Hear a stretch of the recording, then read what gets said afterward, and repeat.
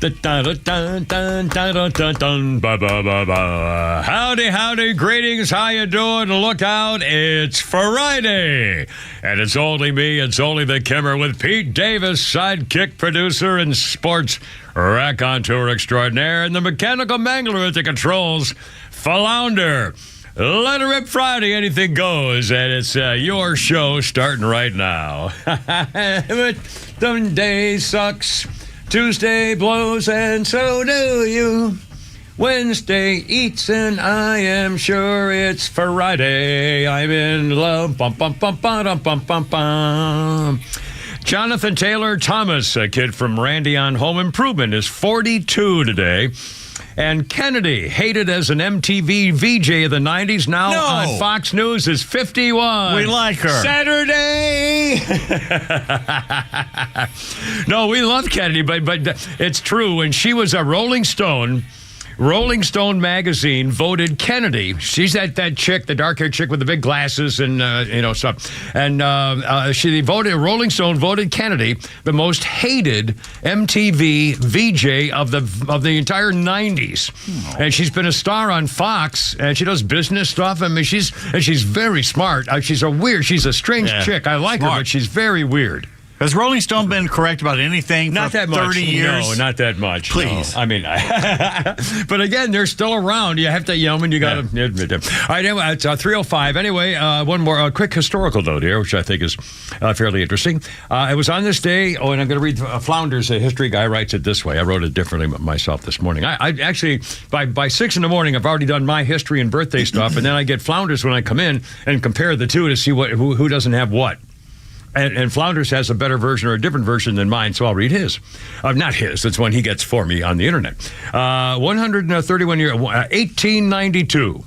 Francis Bellamy published the Pledge of Allegiance in honor of the 400th anniversary of Columbus coming to America. It took him 3 hours to complete the original 23 words. And the story goes on. There are now 31 wonderful words in it. You hear me, hippie? I said 31. Hippie. Under God forever. Unquote. That's how it's written here. You hear me, hippie? It reminds me. Well, remember that shouldn't have been a thing, but it was when I was going on vacation in July when we were working at the old radio station, and Lenox Square has that big 4th of July celebration where tens of thousands, the whole place is flooded, and they have this huge TV fireworks. And during the fireworks, they were going to have me on video. They came to the radio station, videoed this, and would have me on video. Okay, he's writing down the date I told this story. It was like last 4th of July when I had to do the anniversary of it. I know. Well, so this is almost 4th of July. Well, I was thinking a year ago. Well, never mind then. No. It was just a few months ago. I videotaped the Pledge of Allegiance. The TV crew came in there, and I said, we're going to do the old-fashioned way. And I said, one nation under God, like that. Well, when they heard about it, they canceled it. And they refused to play it. Yeah. So that goes the people who ran Lenox Square that time. Anyway, all right, hold on. It's 3:06. How you doing? It's good to see you. We love phone calls. It's Let It Rip Friday. A lot to talk about today. In fact, we have a whole...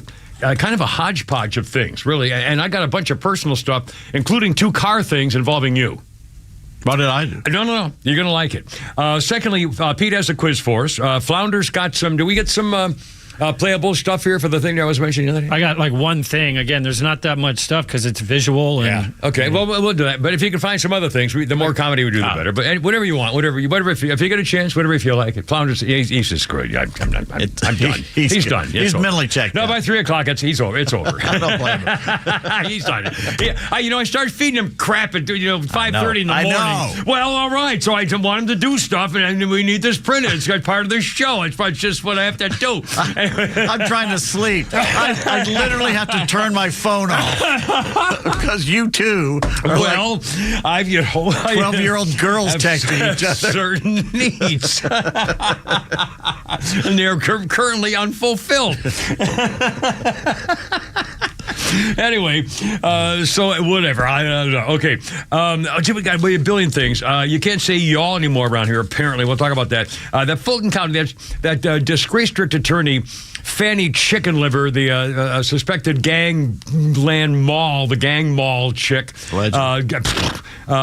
just going out of her freaking mind. And finally, Jim Jordan said, "Oh yeah, we want to investigate all the correspondence you did with the feds to link all this together in a collusion deliberately set out to be a political hatchet job, and they're going to prove it." Everyone, I bet you that 99% of everything that's been going on with this entire 4 indictments against Trump and all those people thrown out when it gets to the Supreme Court. It's unconstitutional. This is lawyers doing their job. Yeah. Lawyers doing their job. All right. So we got that going for you. We also got... let's see. Oh, we got more Trump stuff.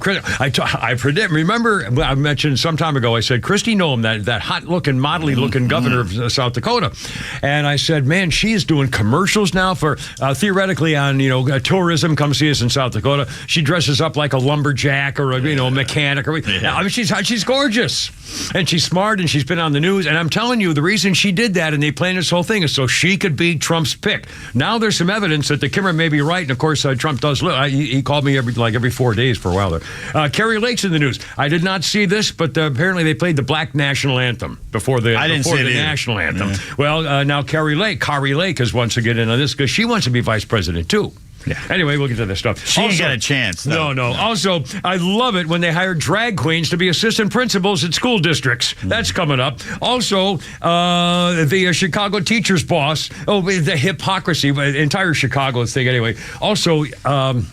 A meme going around about now a choice a little girl has to make about a special friend. We'll get to that in a second. First of all, 309, a couple of car things. I want to 2 things. First of all, I got here after you did today. I should start over. How is your health? The migraine headache situation? I have new eyes. I have new eyes in today, and so far so good. So now you went to an eye. You have migraine headaches, and it's going on for years. When did you start having these? As a kid or? I was about 10 years old. Really? Yeah.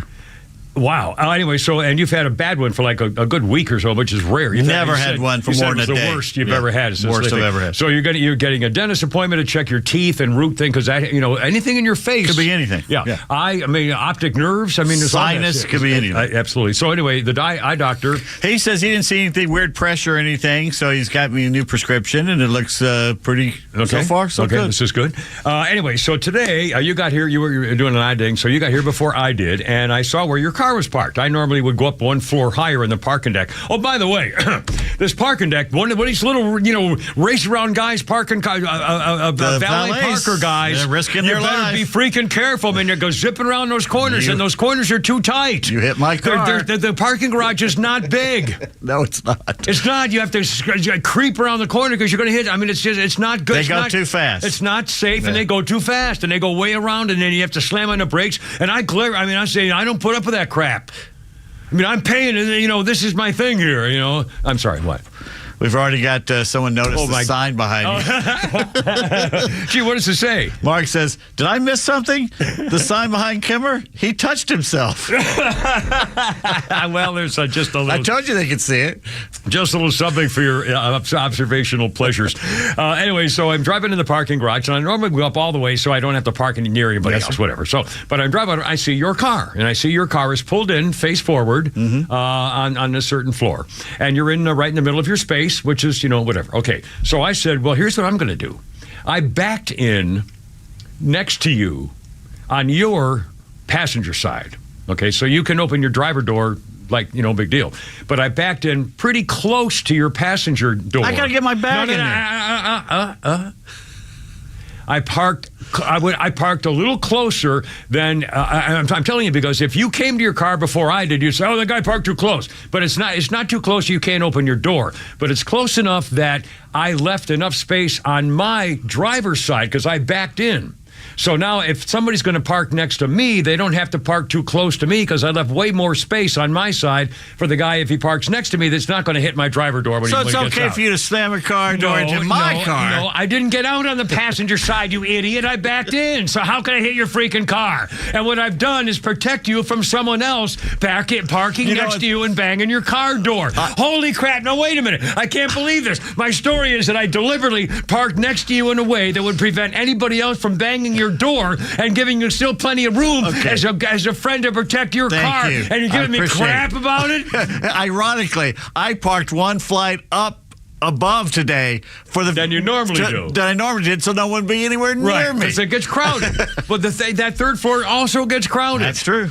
Braves game. I go to 4. That's right. So anyway, I did that so no one could park next to you and hit that and ding your door.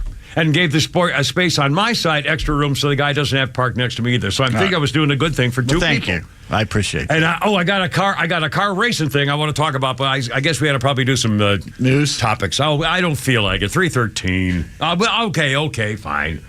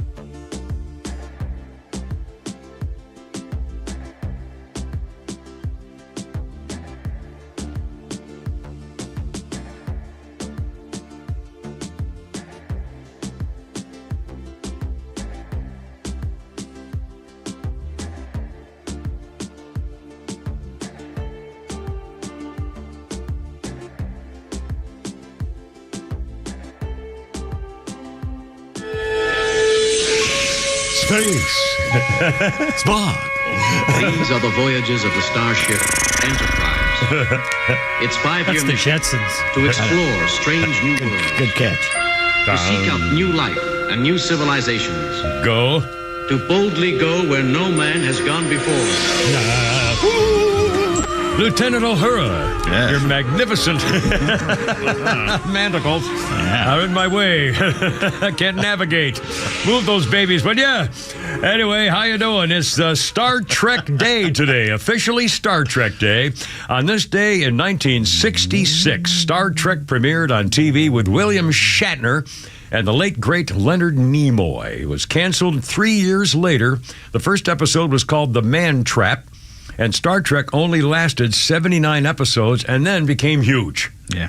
And then led to the other Star Trek and then Star. And what was the new? Then it was like a Next new Star Generation. Trek, and and that's all. Oh, it's been like 6 or 7 since. No, I never followed any of those. I never saw any of the ones with the bald guy. I was a Trekkie when I was a kid. Yeah. Yeah, Star Trek. To me, when I mean, that was it. And after that, I think I was getting too old or something. Anyway, that was this day, Star Trek Day, in 1960. Some comedy troupe has got a video out on YouTube. It's basically a woman. She's like the green women that Shatner always was. Yeah. And it basically said, "Are you the victim of what's his name? Leonard Nimoy? No. Well, Captain Kirk. Are you a victim of Captain Kirk's notorious spreading of seed around the galaxy? Basically, and if you have a bastard child from this man, I love it. Quick birthday or two. Remember Heather Thomas? Yeah. Very comely lady, a blonde, sweet lady, sweet kind of a. She's 66 today. She was in Fall Guy and a bunch of other things. Fall Guy. And Bulldog, Marine Corps Bulldog General Mattis, who was formerly with Donald Trump, and then they split apart there. 73 years old today, Bulldog. He's a guy who says, be kind to everybody you meet and have a plan to kill everyone you come across. So that's which is an excellent plan. Oh, by the way, one more thing in the parking deck. I don't know how they get out of those cars. They park those cars so close together. Have you seen? I mean, when they're lined up, even the pickup trucks. I saw they like 15 pickup. And they must put them in one, and you can't get. They're not 9 inches between the doors. I don't know how they get out of them. We're getting some feedback. Oh, really? I never. On about YouTube, your YouTube parking, gangbangers. your parking story and other things. Well, first of all, the sign that says "Don't touch me." Yeah. Sophia, the most unnecessary sign ever. Well, no sweat. Grubinator says, well, he demonstrated self-inspection on a previous show. What are you asking for? Cruising with the Cosby says, another Kimmer Carr story. What's next? A Waze story? Well, I was gonna tell you. But Grubinator came to your defense. He says, it's a parking rant. That's new material there. And Gibson, a blind hog finds an acorn once in a while, and then finally at the bottom, where was that? Hold a second. It's real fuck game, blah, blah, blah. Damn it, there was another one up here. Oh, yeah, okay, here we go. That's new material. And Mark says, take it outside, you two old queens. Oh, mercy. Yeah. Anyway, thank you so much. We are on YouTube and Rumble, and our phone number is 404-741-1230, 741-1230. The Kimmer, Pete, and Flounder, we got new stuff. In fact, Babylon B has a couple of quick headlines here. We heard Nancy Pelosi, 83 years old, announces she's running for re-election. Now, for the record, power. There's no way that her district would go Republican. Nope. I mean, you could run a woodchuck, and you could run what's the lowest age to be a congressman? 20, 21, 35, 30, whatever. You could run anybody. And they would win. They're not going to ever go Republican. So it's all she's power and money. And she's not speaker, and it's not likely she's going to become speaker again. So the only reason is, at this age, is that she thinks she's so special that only she can do the job that she wants done. A queen. God, the power-hungry 83. How about maybe taking time for your husband who almost got murdered by that freakoid, and maybe one of his lovers or not, I don't know for sure. But either way, how about spending a little time with the rest? God almighty, every time this happens, and again, forgive me, I'm at the stage of my life, there's nothing I would want more in my life. I'm sorry. Everybody my age is feeling the same way. You seem aghast at this. This is power and greed is what these women want. They're no different than the men. Well, I'm powerful, and I used to be greedy when I had a chance of having something. Who told you you're still powerful? Well, that's what I mean. I used to be. I used to think of myself as a powerful, successful You talked in the present tense guy there. with money, and then nothing I'd want more than to retire with a woman who loves me and wants to wake up in the morning smiling. Well, and no, that ship I better has keep sailed. going to, that ship just sank to the bottom of the ocean. That's the Lusitania, my I wish that friend. architect never even designed that freaking Her vessel. name was Andrea Doria. Yeah, Andrea something or other. I know that. Anyway, so Nancy Pelosi. I mean, what a disgrace. I mean, this is just horrible. It's just. And you can't tell me there's nobody else in that district that wants that gig? Or should get the gig. There's got to be. The California Democratic Party has got to say, Nancy, come on. This is our chance to start the new thing. It's perfect. You're no longer speaker. You're 83. It's perfect time to say this is the next person to continue the tradition. I mean, it's perfect. It's perfect to change the... She's got so much power there, she squashes anyone else. I guarantee you the Democrat Party's going nuts. They're saying, oh my, they're inside. They'll never say it out loud. Well, they got a revolt going on. I don't know if you see, Fox has Robert F. Kennedy Jr. on right now. Yeah. And New Hampshire, the DNC told New Hampshire, you can't do this and this. And they said, watch us. Yeah. So they're going to do it anyway. Yeah, exactly. They wanted them to. They didn't want New Hampshire. They wanted South Carolina to be first. So, which is what happened to pick Joe Biden. Yeah, that's what they want, to give him momentum. Oh, my God. Anyway, the Babylon Beast says, Nancy Pelosi announces bid for 2 more years of insider trading. And by the way, the other headline I thought was pretty good, Babylon Bee this morning.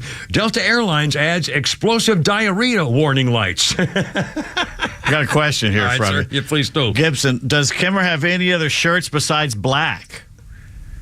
You have blue you wore a shirts. blue one I yesterday. wear blue. Yes, blue I ones. wear blue 4 days a week and black maybe 1 day a week. Usually wear blue 5 days a week, but if I wear black, it's 1 day a week. Well, once in a while, 2 days a week, but rare. And I'm not changing. How about that? All right, then. In fact, well, I won't even say why because it makes me sound stupid. All right, move on. Silly. Also, I've got something here more. Speaking of Delta, one of my, I can't give his name. I'm getting to it on my phone here, right here. I swear to God, hold on. Here we go. I can't give. In fact, he asked me. He put this in the writing. He says, "Please, again, don't mention my name." He's the same guy who sent me the thing yesterday about Tom Brady. Don't get him fired. Delta Airlines. No name. There's no name. And Delta Airlines, hired Tom Brady to be their specialty advisor of some kind. My God. And so now people on the restroom walls are putting, "What would Tom Brady do?" It's kind of thing.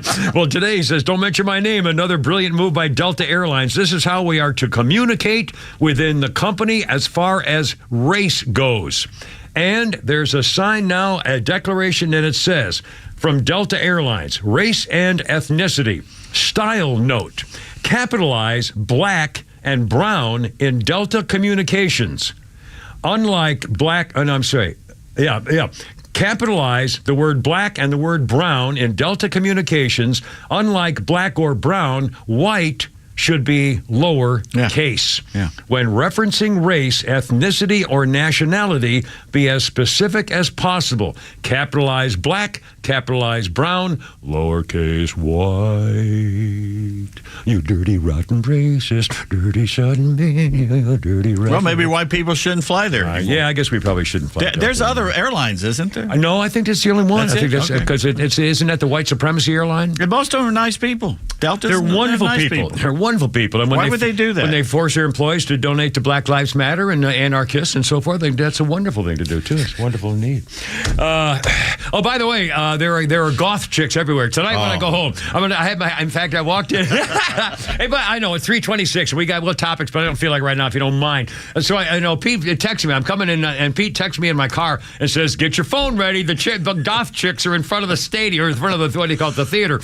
And was it Rialto or Red? What's the name of the gym? Rialto? What's the name of that theater? Rialto, I think, isn't it? The Roxy. Roxy. Wow, you were way off. I wasn't even close. It's an R. It was an R. Anyway, so she's the goth chicks are there. So I came out, and sure enough, there's about 30 of these goth girls, and there's maybe 2 guys and like 40 girls probably, and they're all black nails and black eyebrows and black. Which is weird when it's 90 degrees at noon. And it's all black leather and black outfits. They've been there. Not only that, they've been there since when I got here. They were there like 10, 15. Yeah, and so I walked up. There's like 8 of them around. They're in little circles. They're sitting there waiting for the show tonight. Okay, so this is at noon or whatever. So I walk up to him and I said, "Oh, you got a big Fleetwood Mac concert tonight, do you?" And the girls started laughing, and I started laughing too. I said, "Who's playing?" And they said, bad omen. Bad omen. And I went, whoa, bad omen like that. I'm kind of playing with it. They're very cute. It was really kind of cool. And I said, I've got a granddaughter, my firstborn granddaughter, who's nothing but trouble. But she's all goth and everything. The last I've seen pictures of her, and I said, boy, she'd love to be with you guys right now. And they were real sweet and real nice. Well, when I leave here tonight, there's going to be 1,000 of them. And so I'm going to have my phone camera rolling. Oh, of course. And talk to them. Well, it'll be fun, though. And I'll send it to my kids and put it on Facebook. Yeah, that's why you do it. It's just what I do. Well, they're not my. If they, 8 or 9 of them said, "Hey, Mister, we have a granddaddy fetish. Could you come over here and make out with us, please?" I'd say sure. Okay. But generally speaking, that's not my type of chick. How old a crowd do you say that was? 18, 21. I would say, I would say like 18 to 27, Yeah, 28. that's They're kids. They're kids. When I was that age or closer to it, I did have a thing for goth chicks. I don't know why. It's just something about it. The Wednesday Addams type thing. Well, that was kinky. That was sexy. Yeah. But the black, nails. And it looks. I don't know. Anyway, they were sweet, cute, and it was fun. All right, God, sorry, 328. All right. Fulton County grand jury. This is just disgusting. Wasn't this the special grand jury run by the witch? Remember the witch who ran the Fulton County Special Grand Jury? Yes, well, it turns out now this judge has released information. The Fulton County Grand Jury run by the witch. She actually had witchcraft. She's a witch. She's a witch. They wanted to. They claimed that Senator Kelly Longhair Loeffler, David Perdue, judge or senator, as well as Michael Flynn, top guy for Donald Trump, and Senator Lindsey Graham and others. Lynn Wood, the lawyer who saved the bomber suspect Richard Jewell case. All those people and more they claimed were committing perjury in their testimony, and so the grand jury run by the witch wanted to indict all of them. Lindsey Graham, Kelly Longhair, David Perdue, senators, sitting senator. I mean, it's unbelievable. The fix is in. And now, by the way, Jim Jordan is going after Fanny Chicken Liver gang mall. Allegedly, a gang mall. I'm all positive. Apparently she was quoted. One of her friends said, "My God, have you seen these guys in the shower? I mean, how can you help yourself?" So anyway, it's an accusation. We haven't proven anything at this point, but it's very possible. It certainly sounds like it to me. Anyway, so he's investigating because she's been in touch with the federal authorities in the Department of Justice to fix the whole thing. Mm-hmm. They're all in collusion together. Mm-hmm. All these cases are going to get thrown out. You know how you know she's a witch? How do you know she's a witch? She turned me into a newt. He's a newt. Oh, he's a newt. I got better. Better now. All right, 3:30. Hey, by the way, you can't say y'all anymore. Yeah, you can. I say we fight back. And we got stuff. Hold on, it's Friday. Let it rip, baby. Anything goes. Look out. Here we go.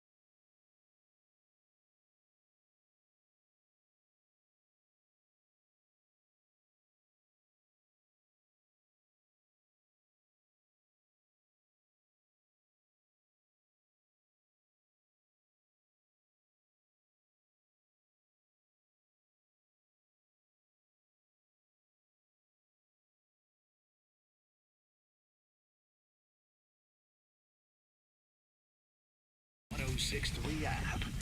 3:31, it's on the camera. How's it going? If you haven't heard, you're safe with Atlanta Safe House. We had the information updated right now. Atlanta Safe House with that controversy over that safe company, which, by the way, was donating to both liberal Georgia senators. That safe company gave up private information to help the Federal Bureau of Investigation break into a guy's safe.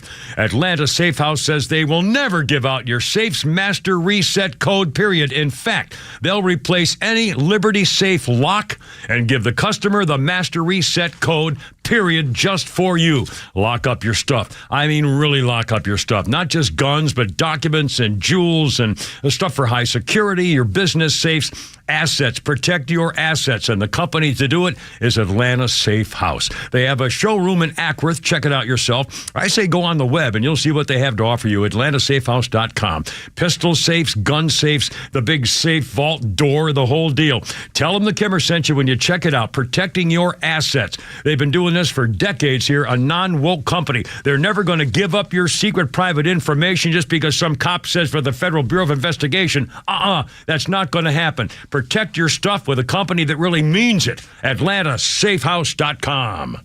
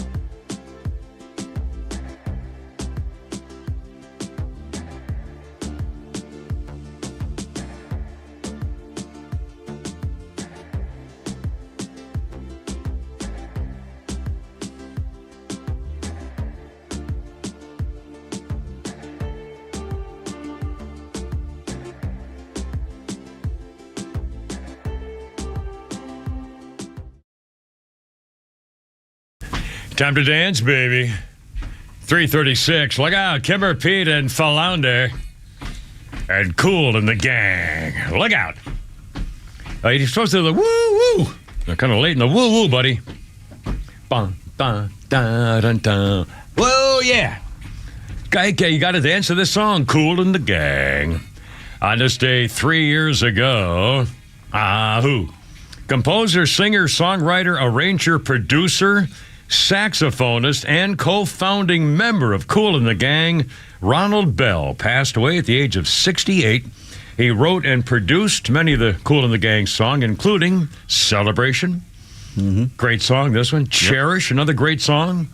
Jungle Boogie, Summer Madness. He said his favorite song was this one, Celebration, which he wrote after picking up a Bible in a hotel room. A Gideon. A Gideon Bible. The Bible I have today is the Bible I saw in Philadelphia. Really? You stole it, did you, from the hotel room? No, it was the best. It was the most clear. I can't. I'm having trouble hearing What? you. What's the problem here? I don't know. I'm having trouble here understanding you for some reason. There's a manatee on your face. That looks so stupid, doesn't it? Yes. Wearing a mask looks so stupid. I mean, look at if you're on YouTube, you can see Pete put a mask on, a manatee mask, and by the way, girls like manatee masks. Yeah. What were we saying? Well, let me. Kool in the Gang. And what did you ask me? Celebration. I don't know. What was we? Well, we were talking about Motel Bible. He stole the Bible. So I was up there for the Falcons and the Eagles for their back in the Michael Vick days. Yeah. Playing in the playoffs up there. That's when I yelled at the TV reporter up there. Yeah. But anyway, I'm sitting up there and I looked at their Bible they had there, and it was most clear and concise, easily read, that made more sense Bible I'd ever read in my life. NIV or something, I forget what it's called. And I said, I'm not going to steal the Bible. Well, I got home and thinking, you know what? I would like that Bible. So I literally called up the hotel in Philadelphia, talked to the lady, and she says, we'll send it to you. Really? I said, how much? She goes, don't worry, but we'll send it to you. I'll be darned. Yeah. Now, I have what's called I think it's called the Working Bible or the Learning Bible or something, and it's actually in plain English, and then it shows the translation of what originally was. I mean, King James. It's really, really easy to understand. I mean, it's right there. It's not, he, thou, whoever shallest of the wonderful, loving, of the most merciful, which is good. Which is good. I mean, and I like it. That's important. We should read those to hear, just to see what the things are, But you want to know what they're talking about. Right. So anyway, and I'll try to find it and I'll give the time. It's right. I know we're right where this can go get it. They used to be in Latin, so the priests only had the knowledge. So they could tell you what they wanted and you didn't know what they were talking about. Yeah. Then for the longest time, the King James, it was the preachers who said, "Oh, you don't need to know. It doesn't need to be plain English." I'll tell you what you need to know. Right. No, not it's anymore. In plain English. Damn it. Yeah. In fact, when I was a kid, I had friends who were Catholic, and their church services were still in Latin. When I was living in the 50s, their church services in Catholic church were still in Latin. In the 80s, I went to Greek Orthodox Easter. It starts at midnight. It goes for 4 hours. Oh, yeah. And it's in Greek and English. Yeah, And at times they go behind these huge icon screens and start yelling in Greek, and you have no idea what's going on. I got a good feeling no, I don't. But it was interesting to see. Well, there you are. Well, golly, that's pretty cool. And at the end, they give you an egg. An egg? Well, you walk up at the end, and everybody walks Easter up. Ceremony? Easter ceremony. It's like 4 a.m. You go up, and the guy's been yelling for 4 hours. He's radiant. I'll bet. He is radiant, red, and there's energy flowing out of this guy, and he hands you an egg. Oh, boy. And it's like, ooh, what am I supposed to do with this? Yeah, you want to put it in your pocket and walk out, or slowly? Don't put it in your front pocket. Anyway, here's the number 5. Should we do some Facebook gangbangers updates? Didn't Sophia say something?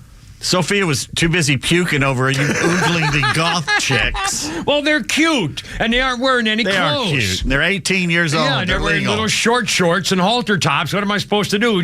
Pretend to... They want to be looked at. That's why they're wearing that. That's why they were teasing the Kimmer and playing with the Kimmer. You're going to get a whole host of the Kimmer tonight going home. You can't drive by him once the Braves game starts. It's over. You can't take a ride. I've got to tell anyway. So 3:40. All right. Do you want to? I don't. You want to do the? Here's what's going on. Researchers now have come out with a story that the Southern accent is almost gone. Not where I live now.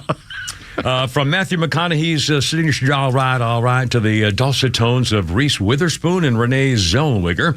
The Southern accent is synonymous with a number of Hollywood blockbusters, but not anymore. The classic accent, they say, is dying out with younger people because of Generation X. The most notable change between baby boomers and those born in the 60s and the 80s when the accent fell off a cliff. They found here in Georgia, English speakers' accents have been shifting away from traditional Southern pronunciation the last few generations. College students today don't sound like their parents who didn't sound like their parents. They've listened to hundreds of hours of speech recorded in Georgia. Older speakers had the thick Southern drawl. Current students in college don't. Now, here's what they get pretty specific. We surmised, they asked the question, which generation of Georgians sounds the most Southern? Well, it was baby boomers, they surmised, born in the born in the 40s, 50s, something like that. But they were surprised to see how rapidly the Southern accent drops away, starting with Generation X. Based on recordings of white people native to Georgia, born from the late 19th century to the early 2000s, they pronounced the word prize as praz and face as a face. The younger generations use praise and face as though it's just kind of a non-accent at all. And then they say, here's how specific they get. Changes in the diphthong in prize are the oldest characteristic pronunciations in Southern speech, and that can be traced back over 100 years. The Southern pronunciation of words like face emerged in the early 20th century. Distinctive features of the traditional Southern drawl. It changed a lot of people moving into the area, especially after World War II. Anyway, it's a face, F-U-S-H-E-Z. I don't know how they do it. Anyway, they say it's leaving, and it's not up in the mountains. And for example, in Hollywood, you don't have TV series and shows. They don't get that Matthew McConaughey and that's right. You know, it's fading out. Nobody wants to do it, and they find it offensive now, saying y'all. It'll go. It's all cyclical. Yeah, it'll come. People realize, regional accent. Did your parents have a New England clipped accent? No, not really. I mean, no. It comes and goes. Yeah, that's true. I never grew up with one of any. I don't think I've ever had any kind of an accent. Even I didn't think I had one either until I moved to California, and everyone was calling me Skeeter. Skeeter. She goes, "Your name's Skeeter." I go, "Why?" She goes, "Every Southern boy should be called Skeeter." Oh my God. By the way, coming up. We're going to update on my Kimber Babe refrigerator comments. Also, I just found out my daughter Jennifer just lost her job. Why? I don't know. It was on a text. I was going on Facebook, and she said, "I'm so sad. I found out I just lost my job," and I didn't know. Of course, she doesn't tell me things like that because I don't think about it. But I just, I don't know. But I will. I wrote her back and said, "Don't worry about it. You're covered. It's all good." If Doris comes to work, she can move here. I mean, she wouldn't do that, but she could always just live here with me. Could she clean your cutting board? Well, yeah. I should just get another one. I mean, it's really. They have that spray thing. Easy off. You spray the oven, then you leave. Well, there are certain things you really don't do anything. You spray it and you leave. You go home, yeah. Well, you lazy I'm all right. What can I tell you? Every 10 years, I vacuum. Anyway, every 10 years, you need to throw that stove out. I know. That's the whole thing, dear. Oh, my God. Oh, jeez. Now, we got to thank you, by the way. Thank you to Brent.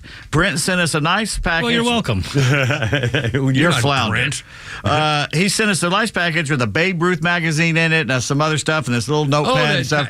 So thank you, Brent. I appreciate it. I'm going to enjoy reading the Babe Ruth and the high school football thing. In fact, that came into the post office box several days ago, and I finally retrieved it. We're probably going to get rid of that. Yeah, if you have anything big you want to send us left, the post office box? At the end of this month, the post office box will be gone. It's Kimmer Media.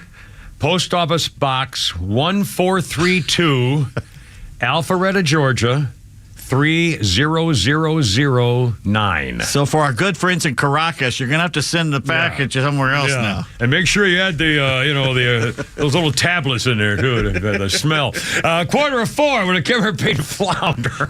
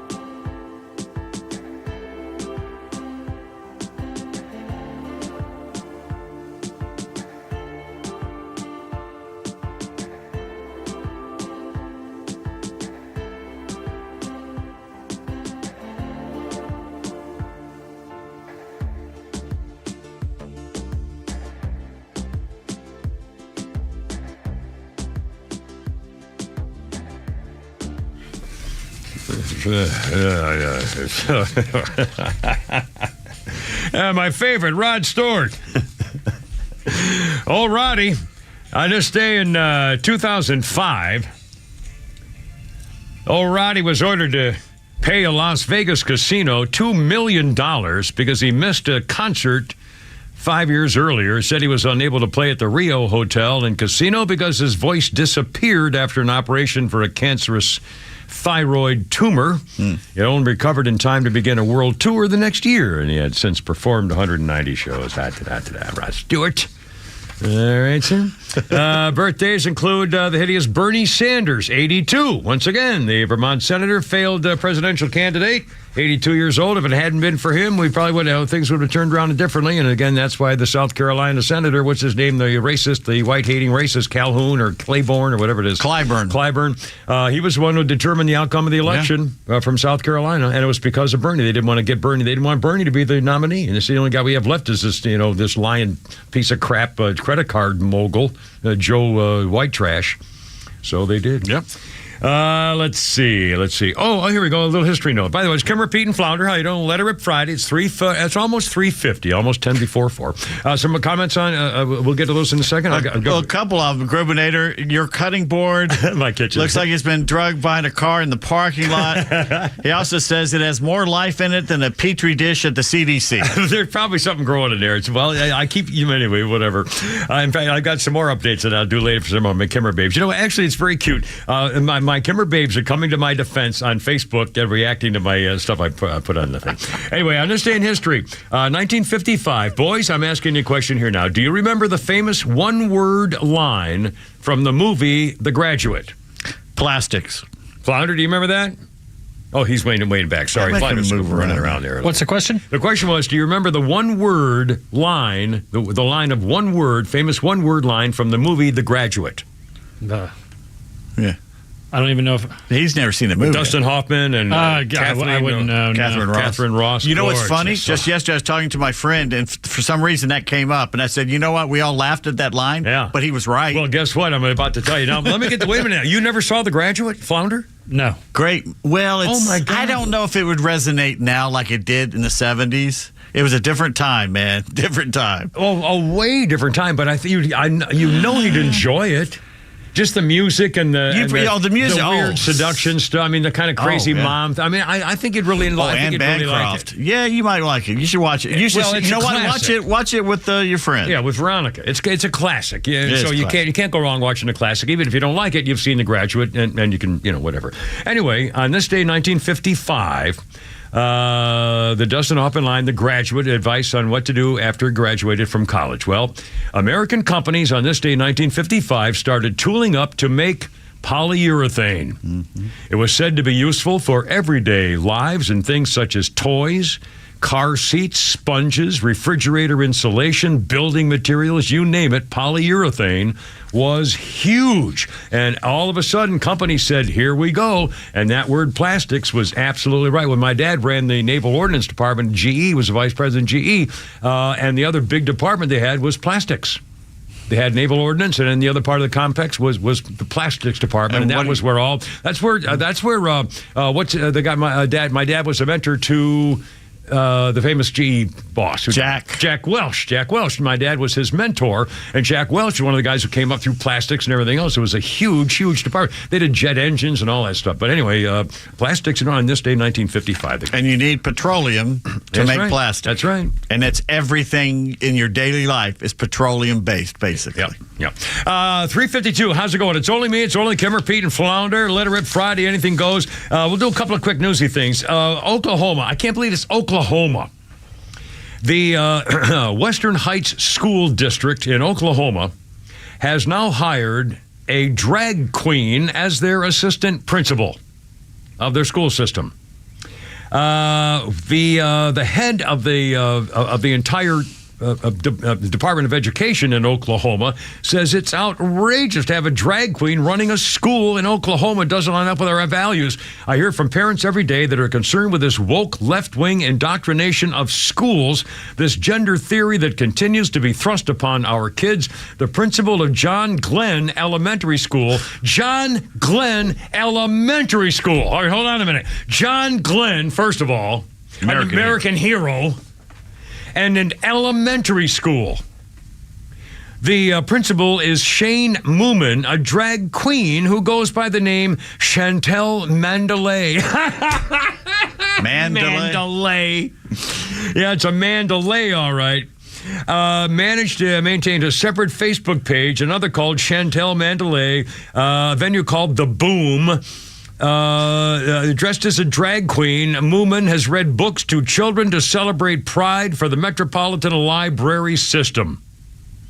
Absolutely an agenda for our kids that they are at war with our children in the classroom. They're injecting this ideology for an end goal here, to absolutely break down a child's mind, break down the classroom, break down the family. You see the results that have come from this. They want kids to turn on their parents and only listen to their leftist ideology.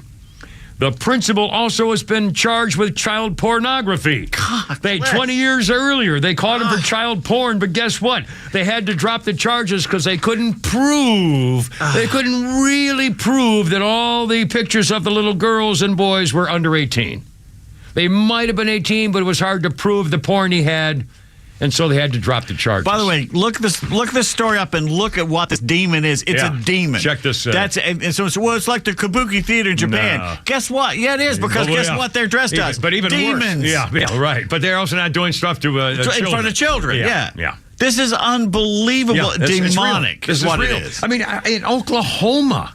Well, you got all the liberal Dems moving there. We're going to change this place. Well, they're fundamentally said they would change America, and they have. Then stay where they went. I mean, this is just make them miserable when they move here. Make them miserable. Don't welcome them. And this goes right along with the story. I think you'll love this one too. In Chicago, the president of the Chicago Teachers Union, speaking of our schools, Stacey Davis Gates, was elected last year, serves as the executive vice president of the Illinois Federation of Teachers. So we have the Chicago Teachers Union president and Illinois Federation of Teachers for the state. She has said last year, she said she was condemning charter schools as racist. She said having your kids in public schools helps to legitimize her position with the union, and she couldn't be an advocate on behalf of public schools if it weren't the case with their kids being in public schools. She says, I'm also a mother. My kids go to Chicago public schools. There are things that help to legitimize my space in the coalition. She said, I can't advocate on behalf of public education without taking a root in my own household. Well, guess what? She says you charter school people are a bunch of racists trying to get away from black people. It turns out that this very woman herself has now put her son in a Catholic private high school. Take it away from all the violence, you know. I mean, the balls on these people. That's outrageous. To stand up and raise and do speeches and call people racist when you're doing the exact same thing. Heard of such a thing? Again, actually, they always, on the left, they always do what they accuse the other side of doing. They're all doing it. Yeah. 357, one of my favorite stories of the day. A Minnesota Democrat who's also a member of the Labor Party. Her name is Shivanti Savathanadan. Very good. Okay, member of the Farmer Labor Party. She, a couple of years ago, posted online that she and other activists in Minnesota, again, Minnesota's all gone. They're nuts. From the days of Hubert Humphrey, it's gone, and Walter Mondale, it's gone way left from even where they were. Anyway, this woman is a Minnesota Democrat, Farmer Party labor official.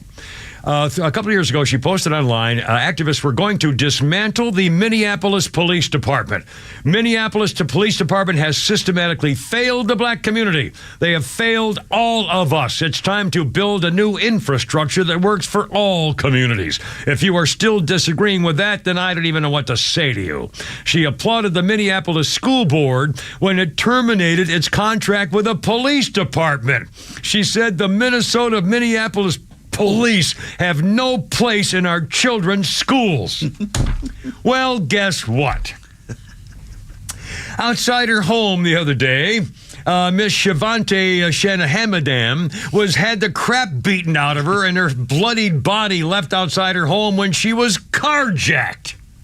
She fumed that the 4 young suspects need to be brought to justice. I have a broken leg, deep lacerations on my head, bruising and cuts all over my body, and I have rage. It was in front of my 4-year-old and 7-year-old, and the men knew what they were doing. I have no doubt they've done this before, yet they're still on our streets. They're killing mothers, giving babies psychological trauma that a lifetime of therapy cannot erase. With no hesitation and no remorse, she continued, showing blood pouring down the right side of her face. And now I'm part of the statistics. I wasn't silent when I fought these men to save my life and my babies, and I won't be silent now. We need to get illegal guns off our streets and catch these young people who are running wild, creating chaos across our city, and hold them in custody and make them responsible to hold them accountable for their actions. Gee, lady, maybe you shouldn't try to take away the police department. Oh, my God. Who could do that for her? Who are you going to call? Ghostbusters? Yeah, call your neighbor. Community worker. Oh, call a lawyer. Yeah, call a social worker. Yeah. Hell, my daughter needs a job. She's got her social worker's degree. Lots of experience. She'll chase them down. Former drug addict, she's a drug addict, but cured, clean for 20 years. She'd be great. Why don't you hire her? You freaking lying piece of crap phony. Good, I'm glad you got carjacked. You deserve it. You're lucky you didn't get killed. Yeah, come on, you freaking phony hypocrites. Stop voting Democrat. This is who they are. Oh, my God. All right, 4 o'clock. Good Lord.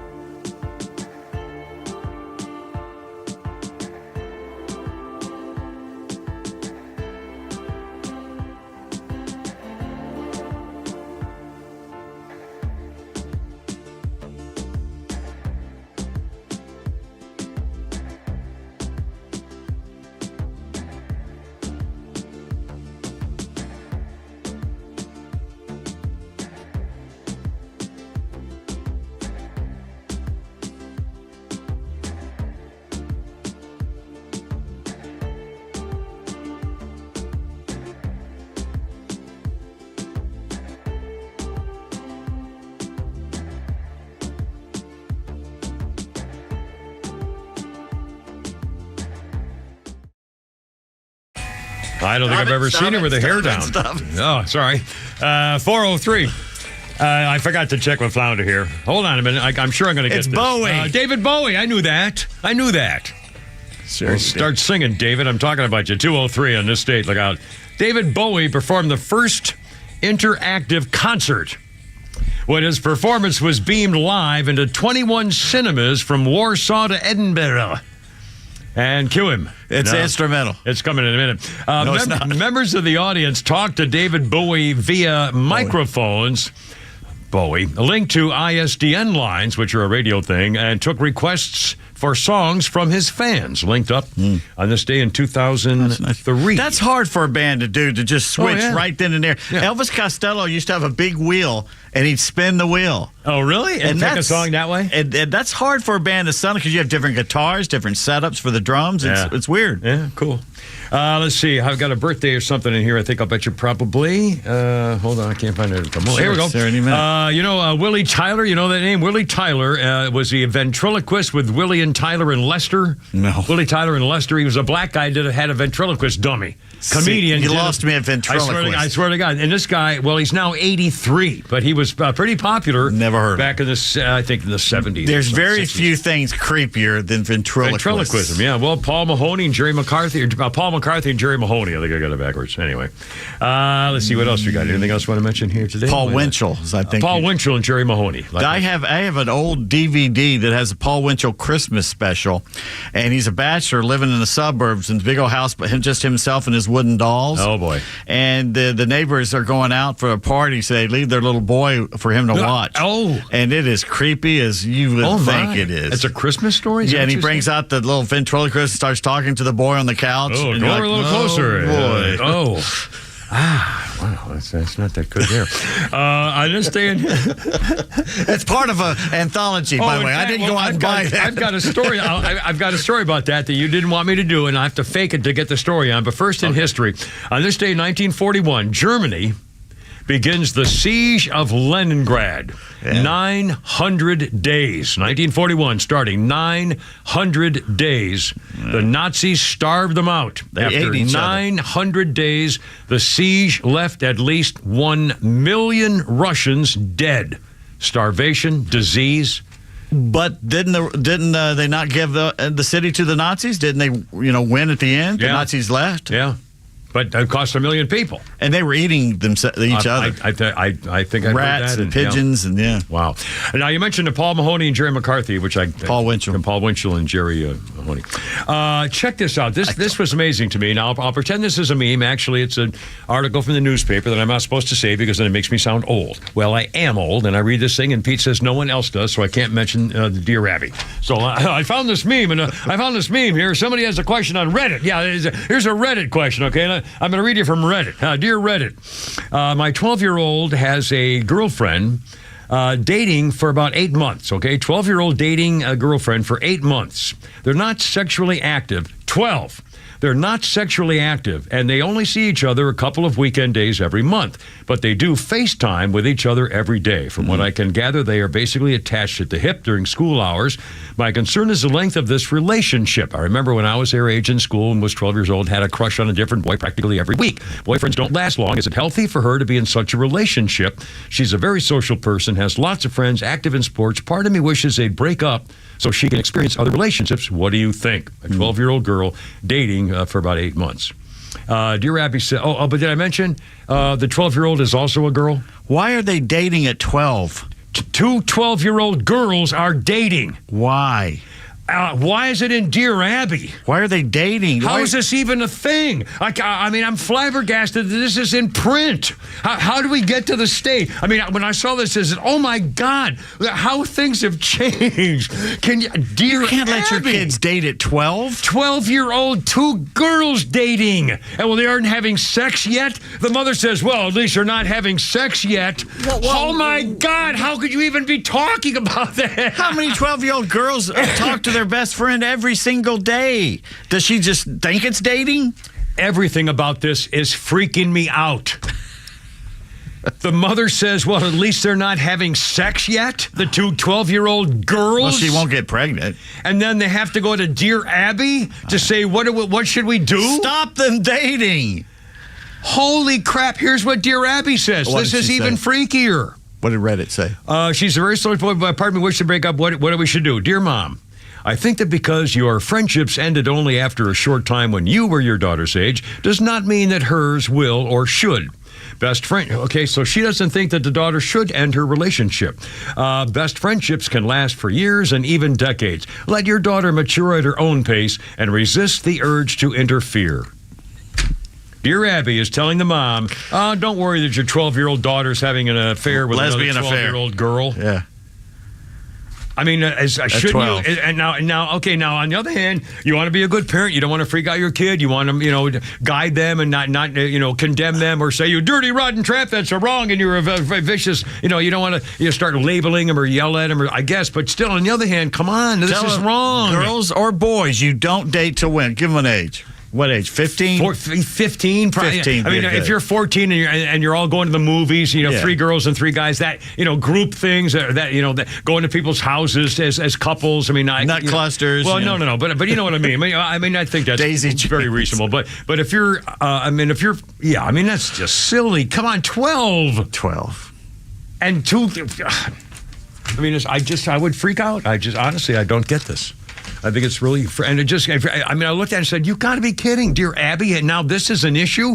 Today's age, 2 12-year-old girls, and at least they're not having sex, so that's the good news, but should I try to break them up and just let them have their lesbian relationship at 12? Oh, my God. Yeah, let's talk about this at the dinner table. I just realized I had sex before I dated anybody. Well, there you are.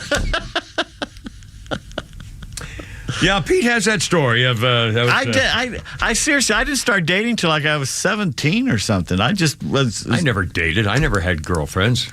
I'm trying to think when I was in love with this girl. So this was a lifelong thing we're talking about.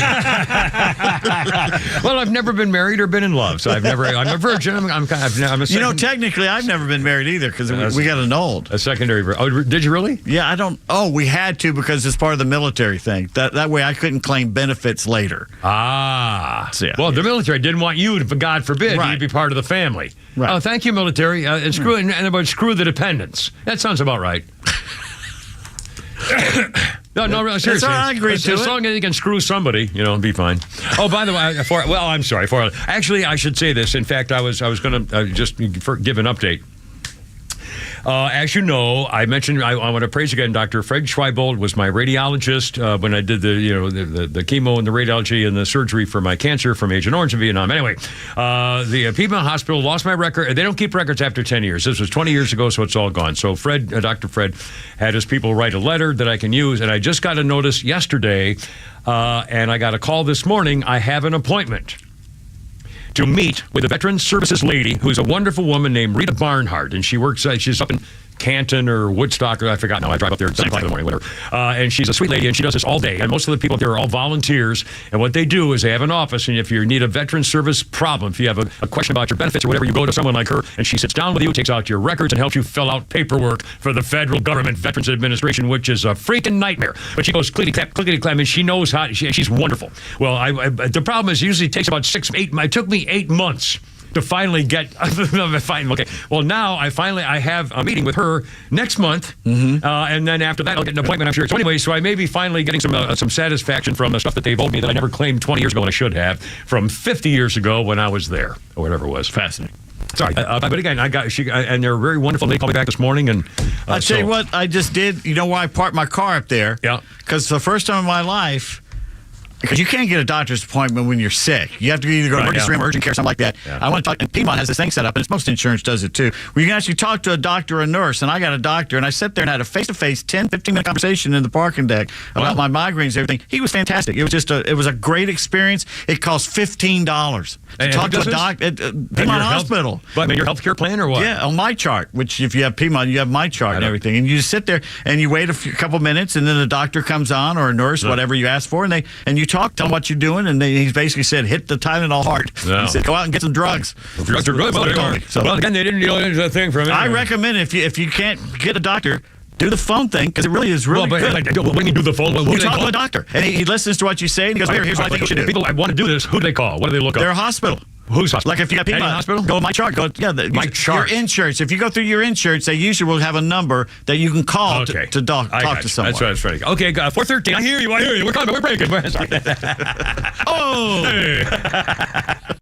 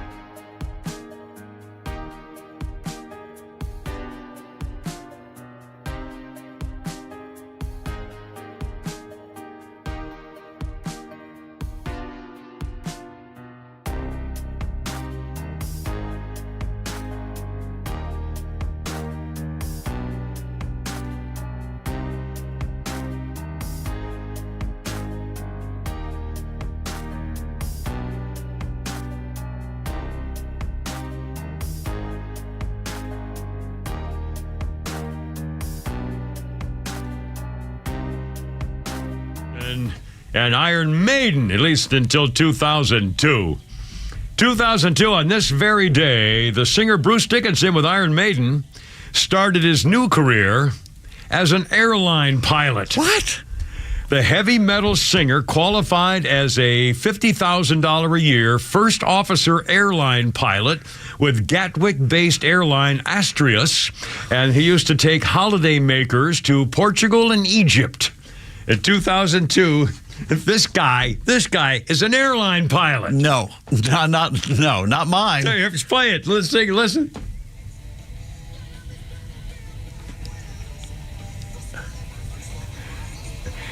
Now, I don't know. I can't remember seeing. They looked like heavy metal, right? Didn't they have the spiked hair? And I remember. I don't think I can. Flounder, you know, an album cover. They don't dress like long hair and stuff like that. But I think you're thinking of Judas Priest. That was the guy who had all the. Rob Halford had other problems. Yeah, but I wonder whether he showed up as a pilot with his hair, and with his little hat and oh lordy, look at him. He had long hair. Yeah, he did.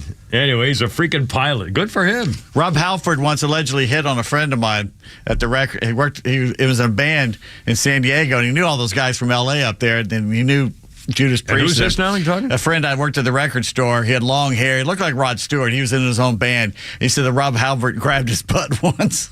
Oh, my. Now, who's Rob Halford? I don't know who that is. He's the lead singer for Judas Priest, who came out of the closet like 6 or 7 years ago. Oh, goodness. But we knew in the 80s. Oh, boy. Quick birthday. Let's see. Pink. Just give me a reason. Pink is 44. Never heard any of her songs. Have no clue who she is. I know the name, and I know it's a one-word girl like Cher and Beyonce, and there's 4 or 5 of them. On this, I did a special thing on my phone because it's a little longer than normal in our history note today. But that's what she said. Thank you. But it's a fairly important day in history. This is Star Trek Day we mentioned, which is kind of a space thing, and in keeping with that, in 1944. Yeah. Germany launches the first V-2 rocket on London. Yeah. Over the next 6 months, Germany launched 1,400 V-2 rockets at Britain, ended in March 1945. At the end of World War II, both America and the Soviet Union tried to get as many of those V-2s, and more importantly, as many of the scientists who worked on the program. There is a V-2 on display in the Smithsonian Air and Space Museum in Washington alongside a Saturn rocket. The V-2 rocket is the base of the early space rockets and interballistic missile rockets with the 3 main components needed for a rocket: large liquid fuel rocket engines, supersonic aerodynamics, and guidance and control systems developed for the V-2. And right next to that bomb, they taxidermied Werner von Braun. They got him sitting right there. He's right there with his finger riding it. on the. He's riding. He's a giddy-up guy. It was kind of an incredible. Like how the Dr. Strangelove at the end.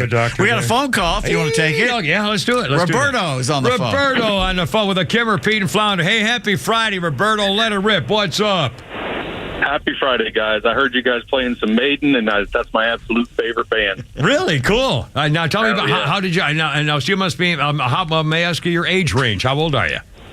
I will be 49 in about 2 weeks. I was going to say a lot younger than we are in here. And now Iron Maiden, is that a special reason? Do they have a message for you that clicked, or what's the deal? Why Iron Maiden? My dad was in the Army. I was Air Force myself, but my dad was in the Army, and he was stationed in Schweinfurt, Germany in the mid-'80s. So we got exposed to a lot of European stuff while we were there. No kidding. And by the way, Semper Fi to Dad and you as well. Aim high. And go Dogs, or whatever they do for Army guys. I don't know. All I wanted to say was you guys were talking about how Bruce Dickinson is a pilot. Yes, he's absolutely a commercial pilot. He's also a world-class fencer. A fencer? Fencer, yeah. Really? Like sword fighting? Yeah, I'll be damned. I mean like epee and like Olympic stuff? Yeah. I'll be darned. Oh, yeah. And with the pilot licensing, they actually have their own aircraft. It's called Ed Force One. And they fly the band and all the roadies and everybody around the world for all their tours. Oh, my, I just saw. How cool is that? Outstanding. What I wanted to talk about. Thank you. I really appreciate it. You guys are doing. Thank you. Have a great weekend. Thank you so much. 425. And again, there's a group called Bad Omen, which is a goth heavy metal, I guess, band. Never heard of it. They're right next door to Wireless. look 'em up. And when I leave today at 6 o'clock, or thereafter, a little after, I'm going to have my camera rolling on my phone, and then I'll get some people go by. It's got omens. It's plural. It's a bunch of guys. And here's what they look like. All right. Well, they're on tattooed, black T-shirts. Baseball cap on backwards. That's still in style, right? Yeah. Black T-shirts, black pants. Yeah, well, whatever. Good for you. 425. Come repeat, Flounder. How's it going? Again, our number 404-741-1230. They all look like 12-year-old Shannon Burks. Yeah, they do. Shannon's got the full sleeve package with the tattoos all over his neck and everything, too. And anyway, God bless him. And his chest. And his chest. Well, no, I've never seen that. Yeah, he got one on his chest. I think it has something to do with The Sopranos. Oh, really? Really? I think so. I could be wrong, but I definitely know he got one. He got one on. It got on his chest a couple years ago. I'll be darned. Let's see. Speaking of strange stuff and activities, California, Place y'all to be. California has passed a bill which will legitimize and legalize magic mushrooms and mescaline and DMT, mescaline, of course.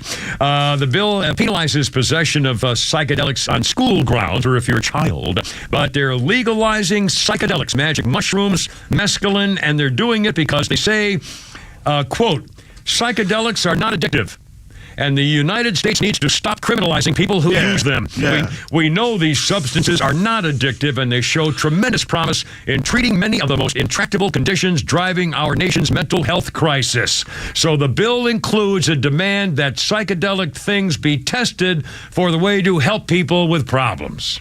And since they say psychedelics are not addictive, leave us alone and make it legal. Now, how are they going to have a driving under the influence of psychedelics test? I don't know. You're going to have a blood test for that? You're going to have to get your blood drawn? What color is this fake purple unicorn? I mean, seriously, that's the thing about legalizing marijuana. If you're driving along and you had marijuana 2 weeks ago and you get in an accident and some guy dies and it's not even your fault, guess what? About involuntary manslaughter. Vehicular manslaughter, because, he was under an influence of marijuana, Your Honor. No, it was 2 weeks ago, Judge. I swear to God. Well, it's in your system, son. Off you go. Ooh, I can't wait for my first gang rape. I mean, seriously, how are we supposed to figure this out? Mescaline. Yeah. It's going to be... I'm pretty sure they have figured it out. They have a weed breathalyzer. They do not. Yes, they do. What? Google it. Now, again, I don't know if it's instituted into all the states and everything, but they have developed a weed... Really? That you blow into or a blood? I mean, blood you blow into it? Yeah, there it is, right there. Look at that. You can buy it yourself and make sure that you're okay before you get behind the wheel. Look at that. Well, Flounder, let me borrow yours. It's 80. It's anywhere from 74 to 129. That's not much for one of those that save you thousands of legal fees. Come on. So, and you blow. Well, I had no idea. Look at that. I would. Well, I can't. Never order it right now. Right there on Amazon. You seem to be pretty excited about it, Pete. This will be the first one he'll ever go online and use his credit card. My first Amazon order. I'm feeling very small right now. Mercy. By the way, we have an update coming up with that cop chick who was putting out in the cop car in Maryland, in Maryland, where the people were at the park taking video of it as the car was rocking back and forth for 40 minutes. Car is a rocking. And by the way, how about little something for the effort for that guy? I mean, 40 minutes with that ugly chick and that ugly guy, 40 minutes rocking the car back and forth. Well, it was love to them. In front of God and everybody, right there in the park. Holy smokes. Anyway, coming up with a Kipper, Pete, and Flounder. 4:30, look out, and I got a car racing thing. I'll bet you it's happened to you, Pete. All right. I'll bet it's happened to you. Right. And a quiz, Pete's quiz coming up. Look out. Quiz.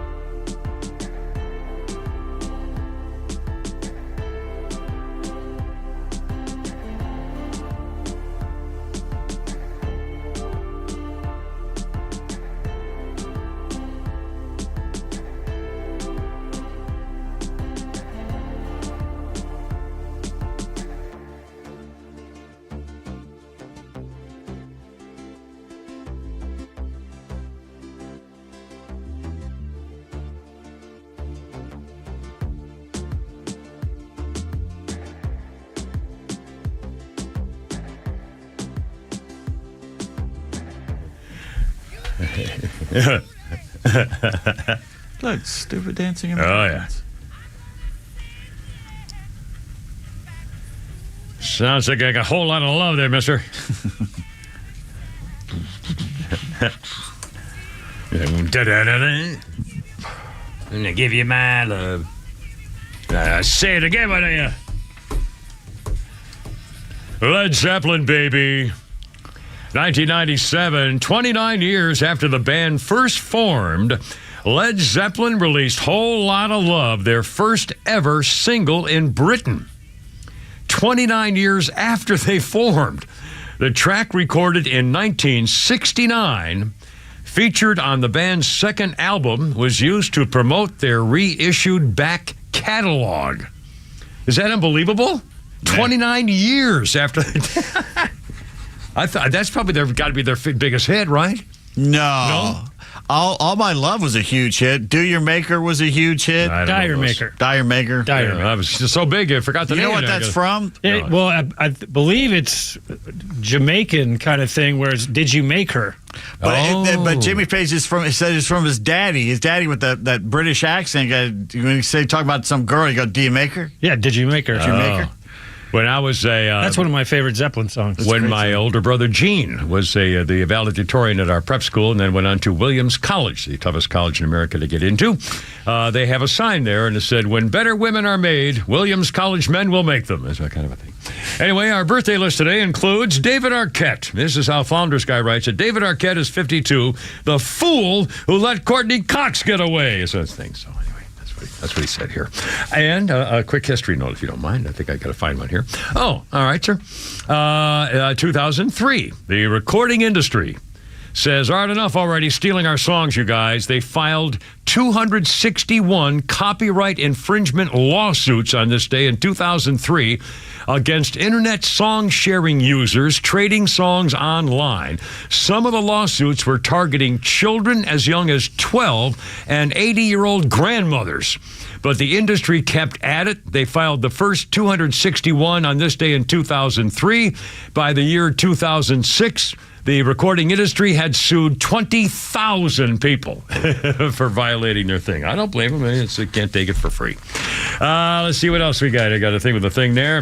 Time for the quiz. Quiz. Pete's quiz. Plus, we have a comedy bit. We have Pete's tweets. We have Skynet. We have a phone call, an actual phone call. God, it's almost like being in radio again. It's a tremendous radio talk show with an actual call. My God, Tim, you're on the radio. What's up, man? Welcome aboard, and thank you.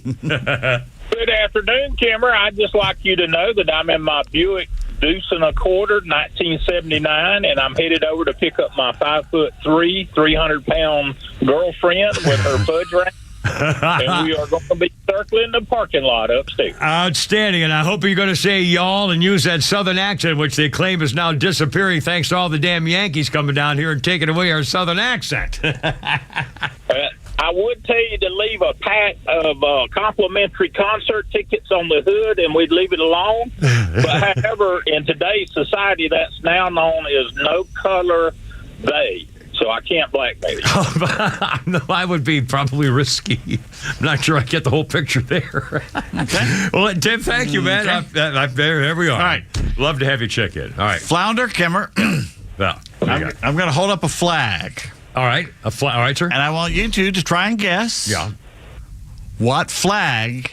What it represents? What it represents. All right. You ready? Is it a flag or it's a flag or a banner or something? It's a flag. It's a full size, like a 4. It looks like you're unfolding it. That's a British flag. It's the Riper Jack. What do they call it? The lumber. The Raper Jack. The fighting Jack. The British over Jack. What do they call it? The something Jack. The British Jack. Union. The Union Jack. Yeah, that's what it's a Union Jack. All right, then it's Australian because it's like the Union Jack. No. All right, then it's well, I don't know. How are we supposed to guess somebody's flag? It's a red, white, and blue flag with Squirrely the X on it and a cross. All right. It's got the Union Jack thing up here. Yeah, right? I saw that. That's what I said. It's a Union Jack. Well, what's the rest of it look like? It's like? red, white, American flag. It's a red American, red, white, and blue. So, it's got an American stripes on it, but instead of stars, it's got a Union Jack. So it's Canadian. Let's just say it's been in the news lately. Ask questions. I'll tell you. I'll give you anything to do with the union? The union. What union? Is it from It's part of a union, yeah. Is it from a specific country? Yeah. Is it a country in North America? Well, that's a continent. Yes and no. Is it in the Northern Hemisphere? Ooh, yeah, I think it is. Yeah. You're not even sure. Is it? Wait. Well, there's a northern or southern hemisphere. Well, I mean, it's not north of the equator. It's that's what I mean. North of the equator. Oh God, I don't know if it's. I think it's north of the equator. All right, but the fact you're not sure means it could be. It makes no. It's not like from Newfoundland or something. Right. Iceland. No. Who said it was a country? You did. I said it's to represent a country. You said yes. No, I said it's something like a country, and I said, well. Oh, you dirty bastard. Well, I'm just saying. Well, you changed the quiz. I'm trying to cut down the quiz a little bit. You're trying to drag out the segment? No, I'm trying to shorten it. Oh, my God. Well, all right. I could have let that go on. So it's got America and Britain. Yeah. Well, then it's got to be maybe before British American territory like Taiwan? You're getting a little closer, I guess. Hong Kong. No. Why would Hong Kong have American stripes on it? It's British. Because we do business there. I don't know. I'm guessing. Well, see, one place that has both British and American ties. Virgin Islands. That's a good one, but they're separate. There's U.S. and British. I assume, does this flag have everything to do with the United States of America? Yes, it does have something to do with the United States of America. But no other countries? No other countries. Okay. Well, then this is something we must have been talking about with the special, special flag. It's been in the news lately. Yeah, I know what you're talking about. I know what it is. I won't come out of my mouth. It was the something flag, which we just were talking about. It's a flag. It's the something flag. It's the thing flag. This guy's nailed it. It's a something flag. No, we were talking about it, and it's called the special. The flag that this represents, the place that this represents, has been in the news constantly for a month. I know, and I know what it is, and it won't come out. Is it Georgia? No, it's not Georgia. Even though Georgia has British and American ties. Oh, God. What do you mean it can't come out? It won't escape. Well, now you're going to have to tell us because this is getting stupid. Oh, it's a state. Well, this is the flag of a state. In the United States of America. Well, we were just one flag has both British and American ties. It's the one we were talking about. The one we've been talking about for a month. Yeah, and it's a special flag, and it was a whole thing because they had an issue about it, and it won't come out. All you gotta do is guess a state. Mississippi. No, it's not Arkansas. Mississippi. No. Alabama, ladies and gentlemen. Illinois. I knew it was Have Illinois. those places been in the news constantly for a month? California, ladies and gentlemen. You're getting closer. Oregon. No, it's Texas. Oh, it's the Texas. You're going farther away way now. farther away. It's the Oregon flag. What state has been in the news constantly for a month? Washington. State of Washington. California. Texas. Arizona. I don't know. Oh, my God. Nevada. Oprah. Oh, South Carolina. Maui. Hawaii. It's Hawaii. Ah. Because James Cook, the British guy, discovered it, and then it's now American. Of course. See, it wouldn't come out. Yeah, your stupidity did, but I got this flag on our honeymoon in 1984. It was in Hawaii? In Hawaii. Damned. Good memories attached to this. Wow. Yeah. I was there in my R&R in 1968. Yeah, it's a good place. Hawaii's fun. By the way, speaking of the military, well, maybe I'll say that for a little bit later on. There's something going on. Harvard University. Oh, you know what? Let's get the Conan. Can you do the Conan O'Brien cut here, Flounder? Have you got time for that? I think we got time for that. And we're going to talk a couple of showbiz celebrity things. Jimmy Fallon has now had to come out and apologize for being a jerk. Talk about being on top of the mountain and on the bottom of the mountain in 24 hours. Yeah, in one day. Social media, zing zang and boom bomb. Yep.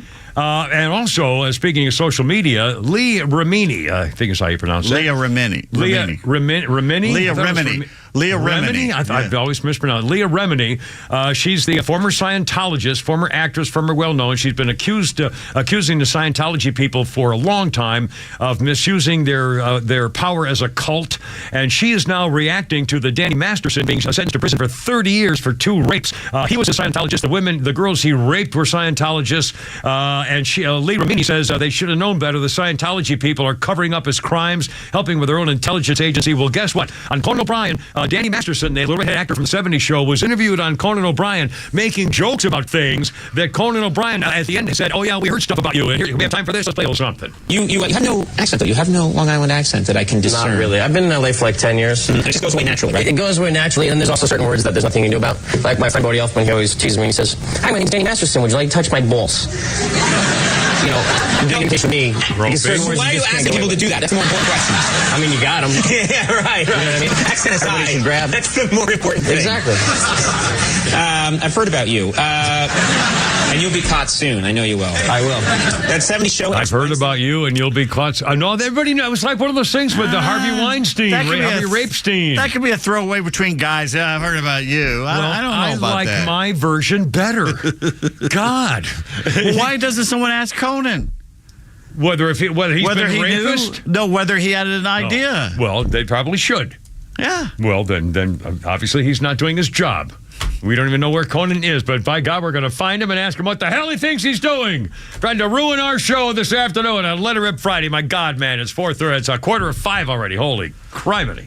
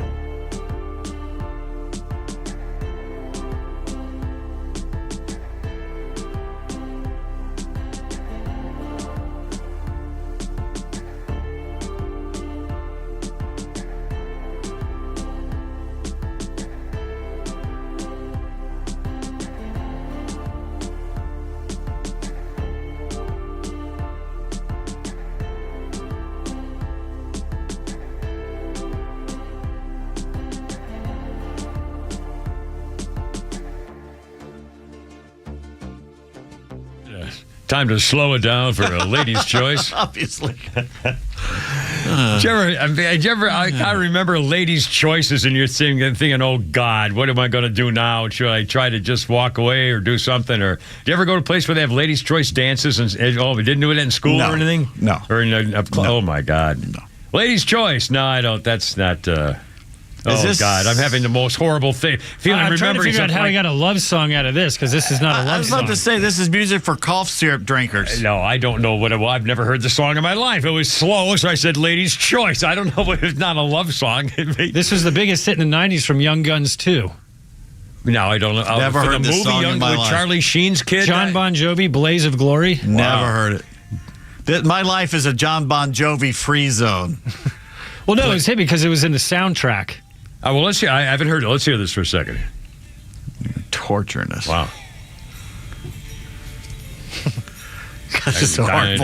A friend of mine does this karaoke. Anytime there's a karaoke place, he plays this song. Really? Everything he does is horrible. It's got a running beat to it. It's got a good beat.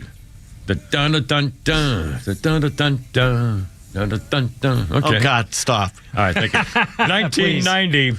John Bon Jovi went to number 1 on the U.S. singles chart with Blaze of Glory. 1990. Number 2 in the U.K. It appeared in the motion picture Young Guns 2, for which it was originally recorded. And there you go, 1990. Or 80, 90. Who was in Young Guns? Charlie Sheen's kid and... Charlie Sheen's kid? Yeah, what's it? Gustavus Mustafius. In the 80s, Charlie Sheen has a kid young enough to be in a movie. That wasn't in the 80s. You mean Martin Sheen's kid? Yeah. Charlie Sheen. Oh, yeah, Martin Sheen's kid. Yeah. His brother, Emilio Estevez. Emilio Estevez, yeah. Those two guys. Kiefer Sutherland. Lou Diamond Phillips. That's right. Was it his wife who went lesbian on him? Yeah. You know? What was that noise? I don't know. I have no idea. I don't ever want to hear that noise again. No, it's just, when you get to be a certain age, when you move around, you kind of sound like your coffee maker. Did you hear that? Did you hear that noise he just Yes, I did. It was like a lizard was in there. On this day, birth date, the list includes Wiz Khalifa. Wiz Khalifa's 36. You know what that is? Out of Black and Yellow. If you're not a fan of rap, you've heard him from Furious 7. That's what they meant. Wiz the baseball Khalifa. card of the day is a Pirates infielder named Sammy Khalifa. Yeah. And someone wrote, is that Wiz's kid? I had no idea what they were talking about. It's a rapper. Oh. Not to me. I've heard the name. I've never heard any of his. I don't even know if it's a girl or guy. I don't know. It's a guy. It says if you heard him on Furious 7 Anthem, see you again. Wiz and then Khali, whatever. On this day in history. Exactly what you think. Oh, my goodness. 1945, Bess Meyerson of New York is crowned Miss America, the first Jewish contestant to win. She became well known. She was a consumer advocate and worked for New York State for years and years. Bess Meyerson was very conscientious and respected as a professional, and she was a beauty queen. Nice Irish girl.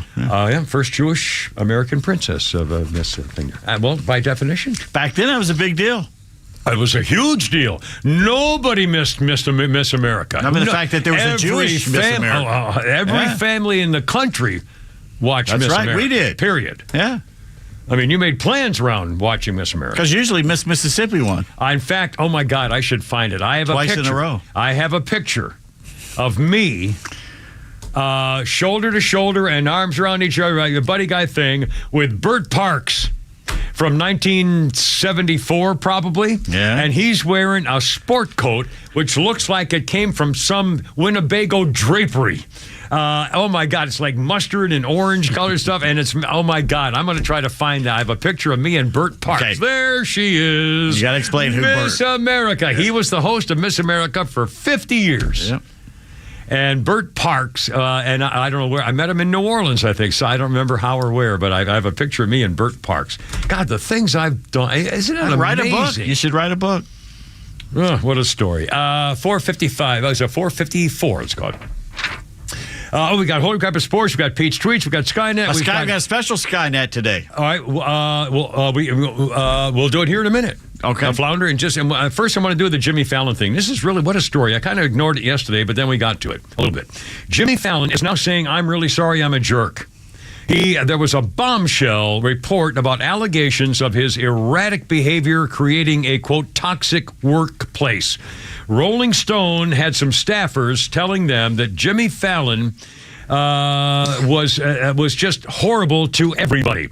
The story said there were 2 current and former employees of Tonight Show shedding light on the ugly behind-the-scenes drama, belittled and intimidated by their boss, including Jimmy Fallon. Pretty glum atmosphere, outburst, unexpected inconsistent behavior. He was dismissive, irritable during production. He was drunk, seemed to forget he had crossed out jokes on sheets of paper and then screamed at everybody. Nobody would tell him no. They walked on eggshells, especially showrunners. Now, I'm not sure what that is. Showrunner is kind of the person who keeps everything on track and keeps makes all going. To say you like got to a go producer here. type, but they're in charge of everything. It's an assistant helper to say you got to be here next and get that set ready, stuff like that. Okay, well, he was horrible with them, especially the showrunners. You never knew which showrunner which Jimmy you were going to get, whether he was going to throw a hissy fit. It was common to hear people joke about wanting to kill themselves. They would designate guest dressing rooms as crying rooms because that's where they would go to hide from his mistreatment. Some were considering suicide. Mentally, I was in the lowest place of my life, said one. I didn't want to live anymore. I thought about taking my own life. I would never do it, but in my head, my God, why am I thinking about this all the time? There was one incident. Jimmy Fallon scolded a crew member handing out cue cards in front of Jerry Seinfeld during a taping of the show. And Fallon got all ticked off, and Jerry Seinfeld said, wait a minute, you need to apologize to that guy. Seinfeld told Jimmy Fallon that was wrong, and Jimmy Fallon did apologize, but it was very uncomfortable. And now Jimmy Fallon today has come out with a report saying, this is so embarrassing. I feel so bad. He said, sorry if I embarrassed you and your family and friends. I feel so bad I can't even tell you. And he's come out now realizing that he was a jerk for all this time, and I think a lot of it was either drugs or booze. He was a drinker. Hey, supposedly he's a huge drinker. They've been concerned about it for years. Isn't this the same stuff they accused Ellen of doing? Yeah. Nasty stuff, yeah. 4:57. Got to do a little Pete's Tweets. We got to have a little Pete's Tweets there, Flounder. So something special. Then coming up a little bit with Christy Hottie Noem, the governor of South Dakota. No, this is Skynet. Skynet. Oh, I'm sorry. I think I said tweets. My fault. I thought you said tweets. You're not good. You're just not good. Well, I'm pretty sure you said tweets also, but you had something special to Pete's Tweets. But we'll do Skynet. Maybe I did. No, it's okay. You need to apologize. I need to apologize. It's Friday. Step aside Metallica, Slipknot, Megadeth, and Iron Maiden. Uh-oh. The age of lightweight meatbags playing metal is over. Make way for Compressor Head, a band of robots assembled from spare parts of an abandoned machine and fronted by a 770-pound robot rocker. They woke through Motorhead's Ace of Spades. It's gone viral. The lead singer is called Mega Watson. Let's take a listen.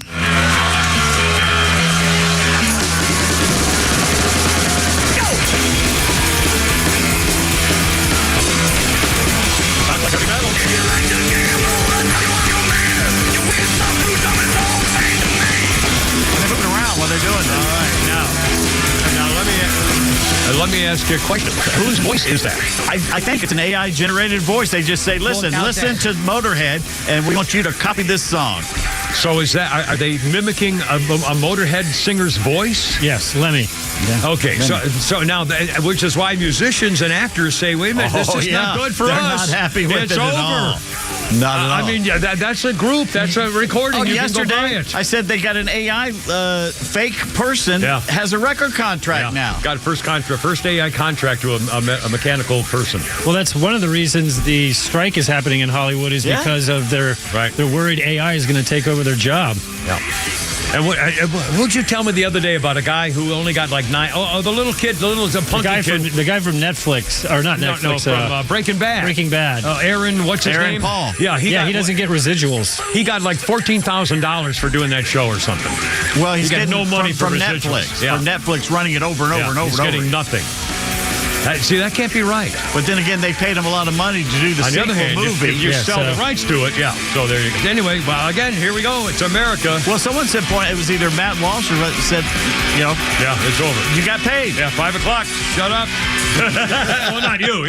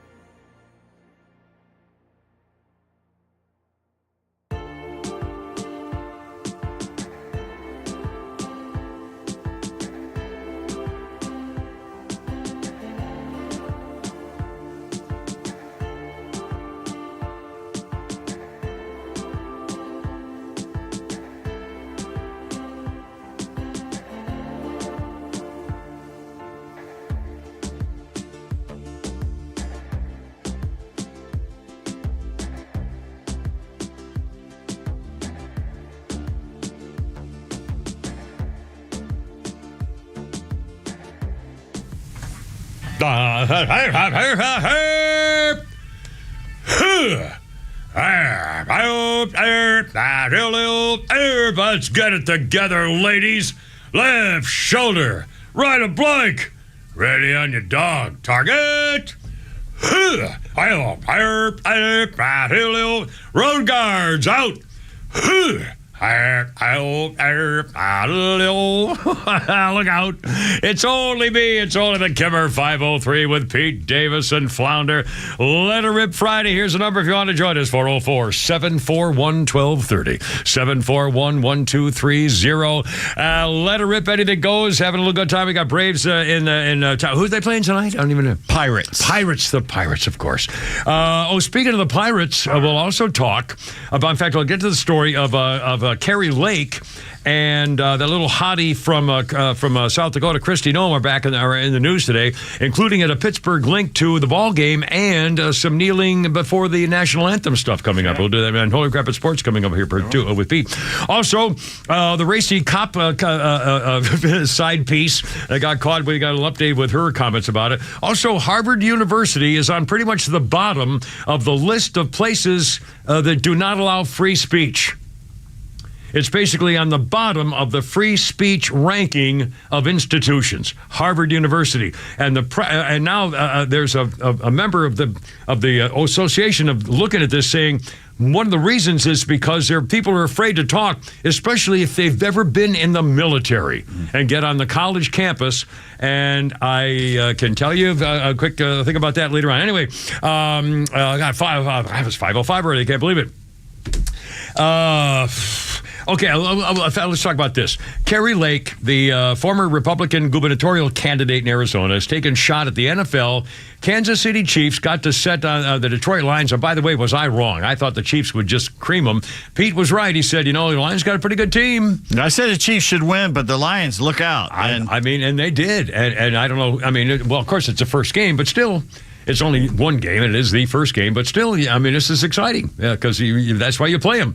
Anyway, Carrie Lake, the former GOP Arizona person, said, I hear the NFL is trying to force this divisive nonsense down America's throats because the youth choir performed a rendition of Lift Every Voice and Sing, the Black National Anthem, before the Star-Spangled Banner. And Carrie Lake says, I won't stand for it. Literally, America has only one national anthem, and the national anthem is colorblind. She posted a picture of herself sitting during the Black National Anthem at Super Bowl in Glendale, Arizona earlier this year, and that sparked criticism. They played it before the Super Bowl and the draft in April 2020. They played it before the NFL draft. What's a possible explanation for that? They sang it last year's Super Bowl, started playing Anyway, speaking of the Steelers, their coach, Mike Tomlin, warned he was going to do it last year, and now he has. Mike Tomlin, the Steelers coach, who's black, has suspended 2 players for kneeling during the national anthem. Good for him. I don't know who it is. I don't know why they did it, and I don't know if there's been a reaction to it, and I haven't seen a story on it. But Mike Tomlin has suspended 2 players for kneeling. You got to think the union be involved at some point. Well, on the other hand, he's the coach, and if you're disrupting team activities, screw the union. The union won't let you go in and start throwing water balloons during a quarterback meeting because you feel like acting out. The union can't protect you. You can't do whatever you want just because you're in a freaking union. It's not a strong union either. Yeah. Well, yeah. It's not like baseball. Yeah, that's for sure. Anyway, but Mike Tomlin, there you go. And now, speaking of hot chicks in politics, that rhymes. Yeah, thank you. I remember saying this a long time ago. Christy Noem, this governor of South Carolina, is everywhere. Yeah. Republican governor. She's hot. She's pretty. She's smart. She speaks to the issues. She's all over TV. She's doing commercials for tourism for South Dakota. One after they're all jobs. Over the place for job opportunities. Come to South Dakota. We're the best. And the first thing I said was, "Oh man, she wants to be out there nationally, so that when someone talks about people as possible vice presidential candidates, get good a chance to get a girl. Maybe not Nikki Haley and this Christy Noem. And I'll guarantee you. Well, guess what? Now there's a fundraiser tonight with Donald Trump and Christy Noem together headlining a sold-out political gathering in Rapid City, South Dakota. She'll appear with him on stage, endorse Donald Trump tonight. And she said, well, we haven't talked about a running mate. I really da-da-da-da. But she said, of course, if he offers something, everybody would have to consider it, obviously. She said, I love this line. Tell me if this, instead of saying, if they said, well, if he were to ask you, would you consider it? Instead of saying, oh, well, yeah, I'm sure, who wouldn't? Boom. Instead, she said, well, I'd have to consider it. I think everybody would have to consider it that they were asked the question. It's such an important time in our history where we see constitutional freedoms being undermined by leaders across this country almost every day. We should all stop up and step up to make sure we are doing all that we can to keep our freedoms, our values, our America the way it's always been. It sounds like a pretty good answer to would you consider being, you know what I mean? And by the way, also a little political thing here, 509, by the way. The worst governor of the worst state, California. This guy was asked, I think it was this morning, I didn't even bother to try to get the soundbite, but the governor, Gavin Newsom of California, was asked about Joe Biden and running for the ticket. Is he a candidate? Is he going to? And he said, oh, no. He said, we need Joe Biden's going to run. Joe Biden's going to be the masthead of the Democrat Party. He's going to run again. We all need to get behind him. And when the guy said, well, what about all those surveys showing that there's a lot of debate? He said, no, they know it's time to move forward. We all need to get behind Joe Biden. And then he said, well, what if Joe Biden didn't run for? Well, then we need to get behind Vice President Kamala Harris. We need to all lobby. I'm thinking to myself, you dirty, stinking liar. He's doing this so he can say, oh, I'm a Democrat all the way. I'm with everybody who's all, so then they can turn to him as the leader in case, this is so phony. I can't believe it. They cannot pass over the first black female vice president for a white straight male. As they said today on Playing Bug, they can't do it. I don't know how, and again, I don't think that President White Trash is going to be the nominee. They can't run her as the presidential nominee. Please do. Oh, I hope they do. But please do. I mean, it'll be Put her up against Nikki Haley in a debate. She'll kill her. On the other hand, there's only one possible positive impact about Vice President Shiftless and Lazy, America's favorite side piece escort. And by the way, you notice it's almost like the disgraced district attorney Fanny Chicken Liver, the Gangland Mall, and she says, have you seen those guys in the shower? How can you can't blame a girl for this? And it's like Vice President's side piece. Notice that when she was banging her way to the top, Willie Brown, who gave her all the jobs in California, black guy, Marcel, what's his name? The actor on TV, starts with Montel Williams. And then, so she's fooling around and to get her way with all the celebrity hot black celebrity guys when it's time to get married. She's going to go with the white guy and keep her own name. She's not going to go with the white guy's name. She's going to keep her own name. But when she's fooling around and going to parties and being America's favorite side piece, she's with the brothers. But when she knows she's going to settle down and she's going to have to be in bed with the same guy all the time from now on, like every day, she's going to have to pretty much settle for the white guy. I don't know. I don't trust her for anything. And that they don't want her to do that. Okay, before I forget, Holy Crap of Sports coming up. I'll bet this happened to you. This happens to me all the time. If you're in a hot car, if you're in a muscle car, how many times? This happened to me again today. I'm in the middle lane. There's a guy on my right. We take off at a light. I never goose race it to try to show off in my car. Never do because it's just stupid. It's too aggressive. So we're taking off, and I'm going he's going a little slowly. We got up to it was a 45 mile an hour limit. We got up to about 35 miles an hour, and he's really not going very fast. So I go past it. So I pass him. I don't go flying by him, but I pass him. And so as I pass him, he starts speeding up. This happens, right? I guarantee you. When you start passing a guy, he starts speeding up. And then I really passed him.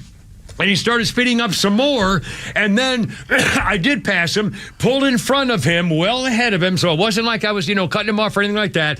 And then as he sees my blinker to turn right at the next intersection, he speeds up to try to beat me to the intersection. It's always saying, ha, I got you. Right, have you ever happened to you? Yeah. I'm serious. Now put down your stupid freaking sign. I'm trying to give everybody a I'm sorry. I guarantee you that's happened to you, where you pass somebody and he gets ticked off, and then you come to where you're going to make a turn, and his last effort is to try to beat you to the intersection to prove that he beat you after all. Yeah, I've seen that. Yeah. Happened to me today. What'd where you they do get about it? so mad. Well, I didn't. I goosed it so he couldn't, and he was flooring it, and I floored it so he had no chance to beat me to the intersection to say, "Ha ha, I got ya." And he was fear. I could see him going like this on his steering wheel when I floored it so he couldn't get by me. What a punk! You know, there's these. I'm telling you, the macho car guys. Screw you, pal. Yeah, Pete with his diagram on YouTube. My God. Trying to show the people where the cars were. 514. Sports is next. Holy crap, all right.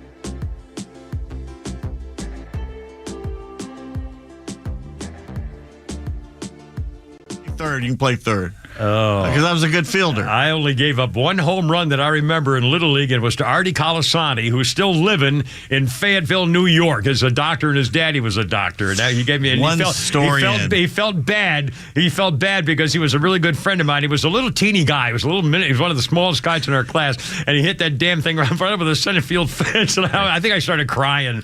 Anyway, he fell. Here's your one story in. Pete Davis, it's already ladies and gentlemen. Travis Darno, Matt Olson, Michael Harris II also went deep. Olson is the Braves' 2023 Roberto Clemente Award nominee. So go vote for him at MLB.com/community/Roberto. You know, one thing I have to. He seems like such a nice. He is a very nice guy. Well, he went to Parkview. Well, so. But I mean, really, just seems like Besides that, he's a nice guy. level-headed guy who just doesn't get too crazy about it. I mean, it just seems like a really nice man.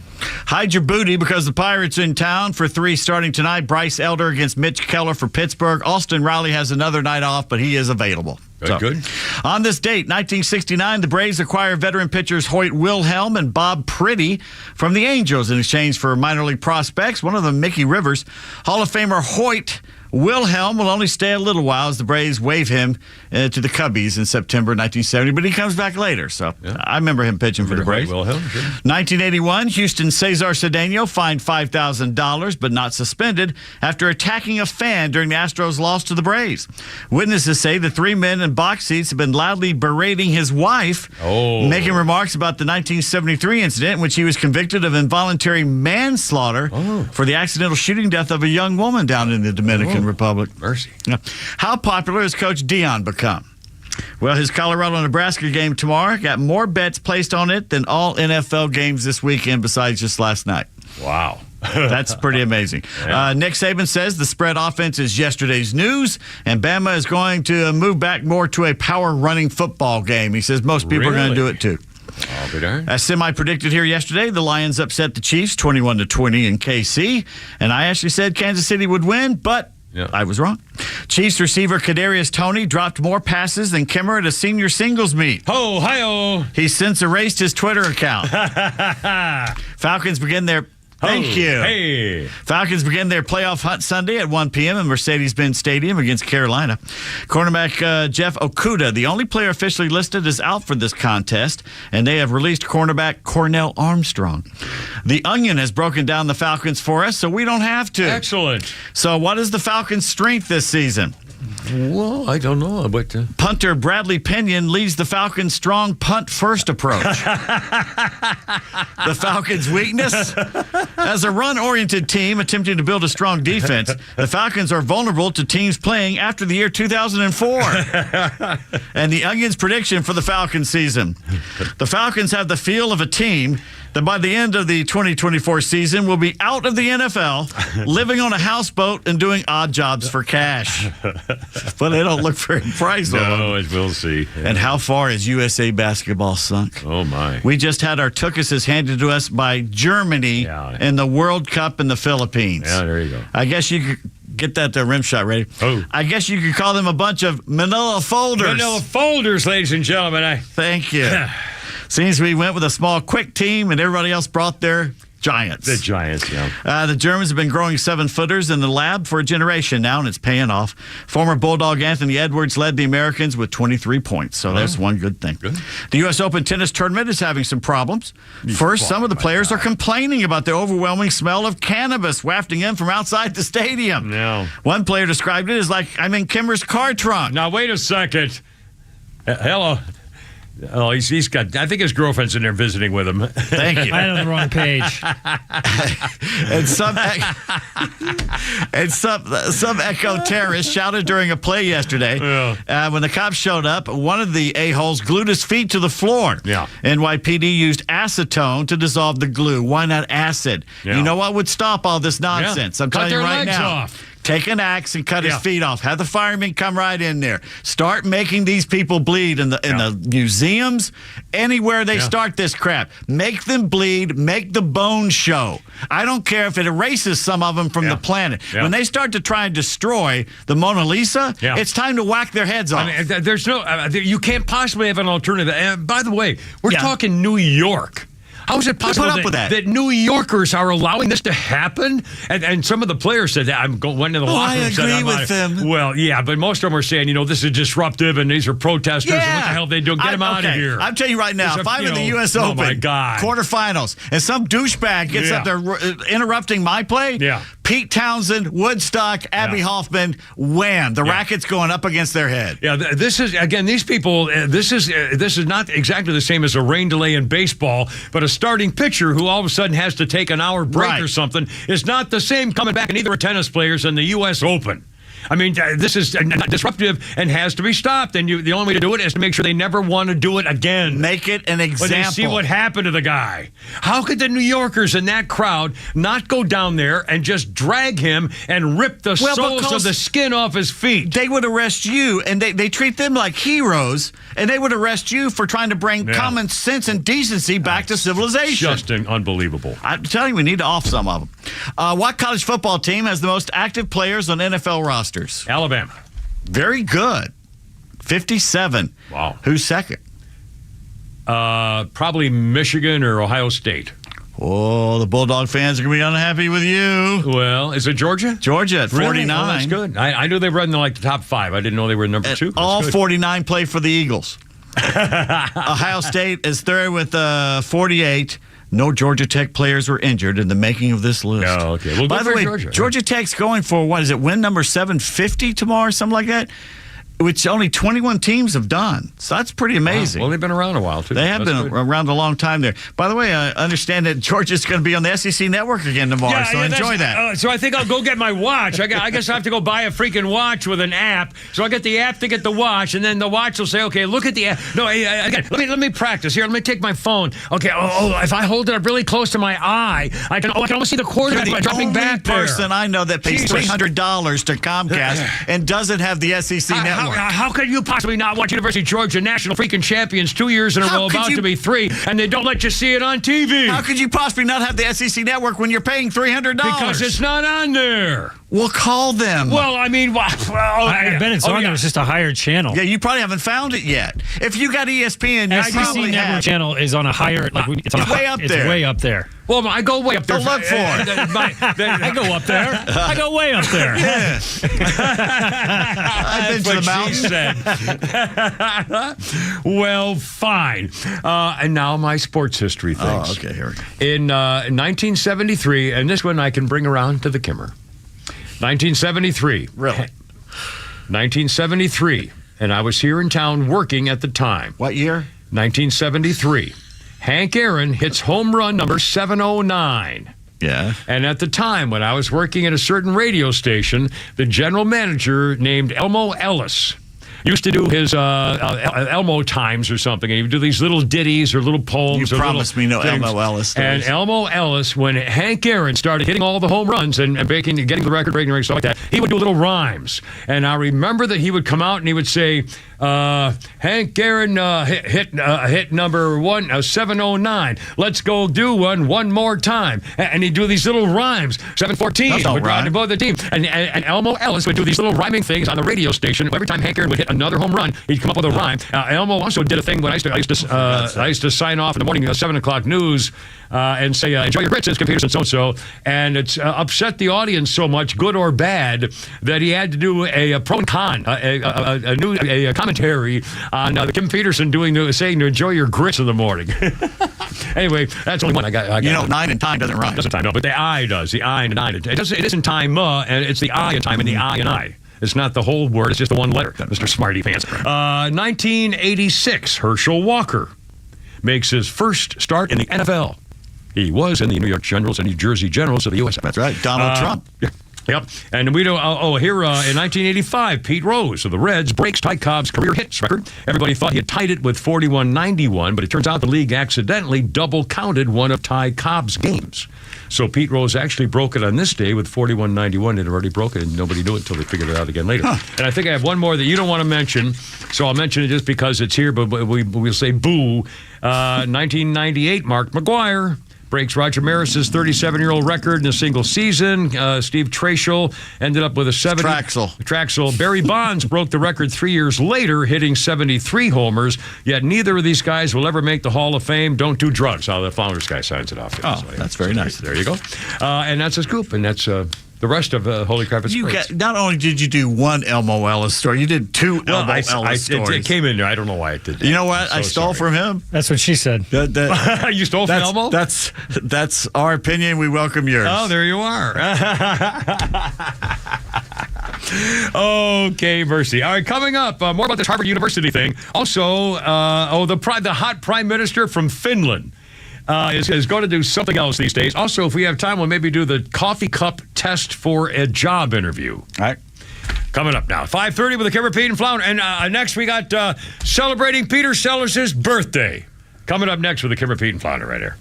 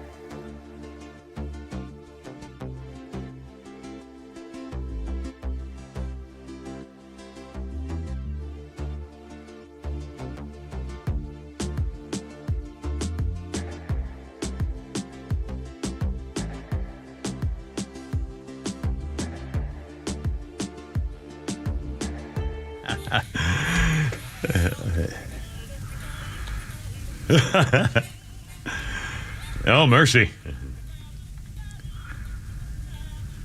This is going back there, Flounder. 1957. Jackie Wilson. A thing called Reet Petite by Jaxie Jeez. Reet, R-E-E-T. Reet Petite by Jackie Wilson was released for the first time on this day in 1957, became a British #1 hit 29 years later. And it was during a 1975 benefit concert that Jackie Wilson collapsed on stage from a heart attack and fell into a coma that persisted in a coma for 9 years. And he finally mercifully passed away in 1984. Well, we say mercifully. Maybe he was having wonderful dreams for 9 years. How do we know? No. But anyway, dear, poor guy, moly. Well, one of my favorite songs of all time is Higher and Higher by Jackie Wilson. Don't know that.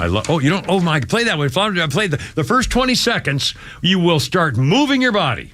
Higher and Higher by Jackie Wilson, I guarantee you. Now, Flounder, he may be busy in there, but that's all right. You want me to get that? Oh, yeah, if you can. I'll do a quick history thing while you get it. I'm looking at the hurricane tracker for this Hurricane Lee. New York, I heard. And there's a giant penis about to attack Florida. Oh, my. Oh, boy. Here it comes. Yikes. Anyway, on this date in history, 1935, the kingfish of Louisiana politics, Huey P. Long, made the mistake of insulting the father of a guy named Dr. Carl Weiss Jr. So Dr. Weiss went to the Capitol steps and shot Huey P.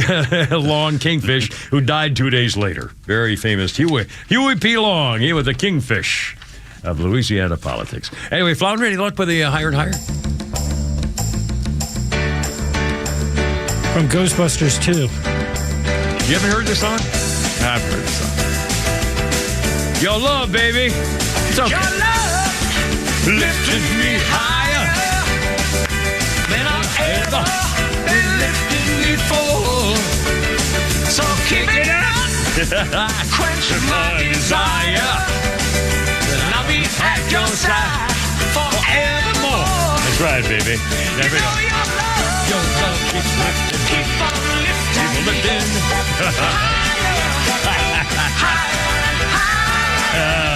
Love this song, Jackie Wilson. All right, 404, that's 404-741-1230. Whose birthday is it today? Today's birthday is Peter Sellers. Guess what?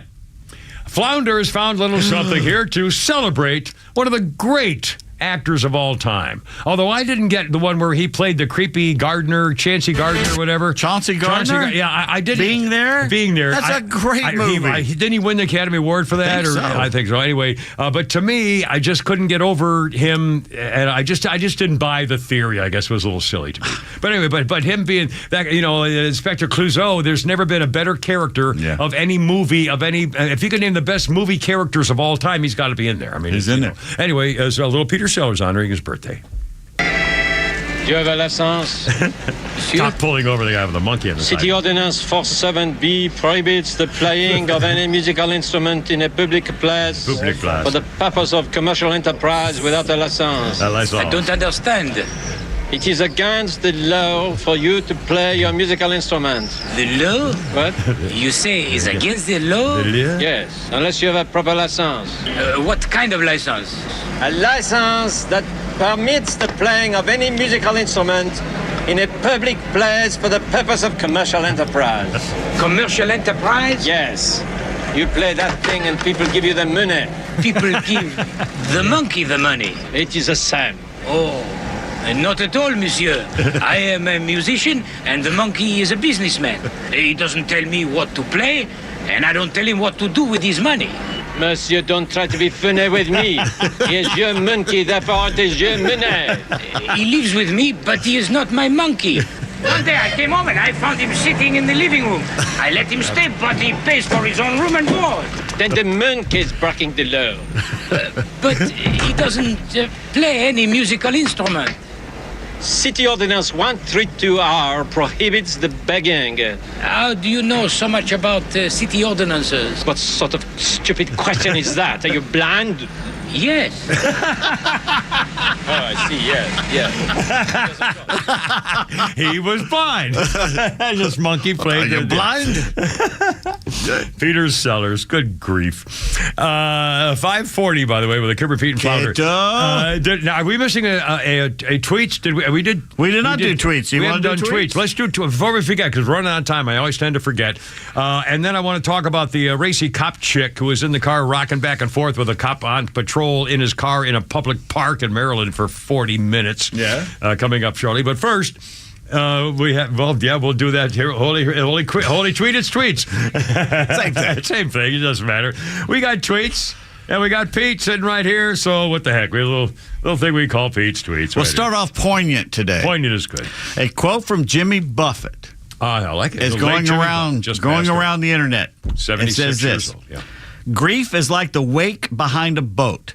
It starts out as a huge wave that follows close behind you and is big enough to swamp and drown you if you suddenly stop moving forward.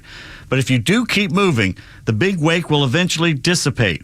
And after a long time, the waters of your life get calm again. And that is when the memories of those who have left begin to shine as bright and as enduring as the stars above. I'd rather be miserable. Well, then you're in the right place. Or I am. Okay. Dad Chef tweets, if you're craving ice cream but want to eat healthy, try putting peanut butter on frozen grapes. Frozen yay or nay? Grapes. I'm not seeing it. I don't like frozen I'm not grapes. seeing it. I don't like frozen I don't think I've ever had frozen grapes, but I do like grape time. juice, grapes, but I don't like. Well, only the grapes are sweet. I hate sour grapes. I'm sorry if they're. And that's why the people don't let me sour grapes. Sour grapes are horrible. The green ones that are just sour. No thanks. I love grapes. I hate grape juice. I love apples, but I hate apple cider. I don't know. Yeah, why I won't drink that either. I can't. I don't like tomatoes, but I love tomato sauce. So I don't know. Well, I'll be damned. Stefan says they should put more wine in a bottle. So there's enough for two people, not just your wife. Honey. Put it down, honey. Anonymous Twitter confession. Every time my wife and I have an argument, I assume we're breaking up and start looking for another place to live. After the latest massive fight, I actually went to an open house stay at an apartment to check it out. Everyone there was a sad-looking, middle-aged man, just like me. I remember. Oh, never mind. For the last 12 years, I've been going on online obituary websites in Ireland and adding a condolence message for anyone who has no condolence messages. Wow. That's nice like the thing, person who left that little quilted heart on the and the ATM. anthrax. Yeah, and the anthrax on the. And by the way, I went back today. I had to get Flounder his candy bars. I mean, not that. His candy bars. No, his cheese crackers. The other day I got him the candy bars. Today I had to go get him his crackers. Yeah. So when I was there, I looked, and the ATM had it was no heart there today. Okay. 2 days in a row, and then not today. Bert posted that sometimes he gets bored, so he wanders around Walmart parking lots placing little notes on car windshields.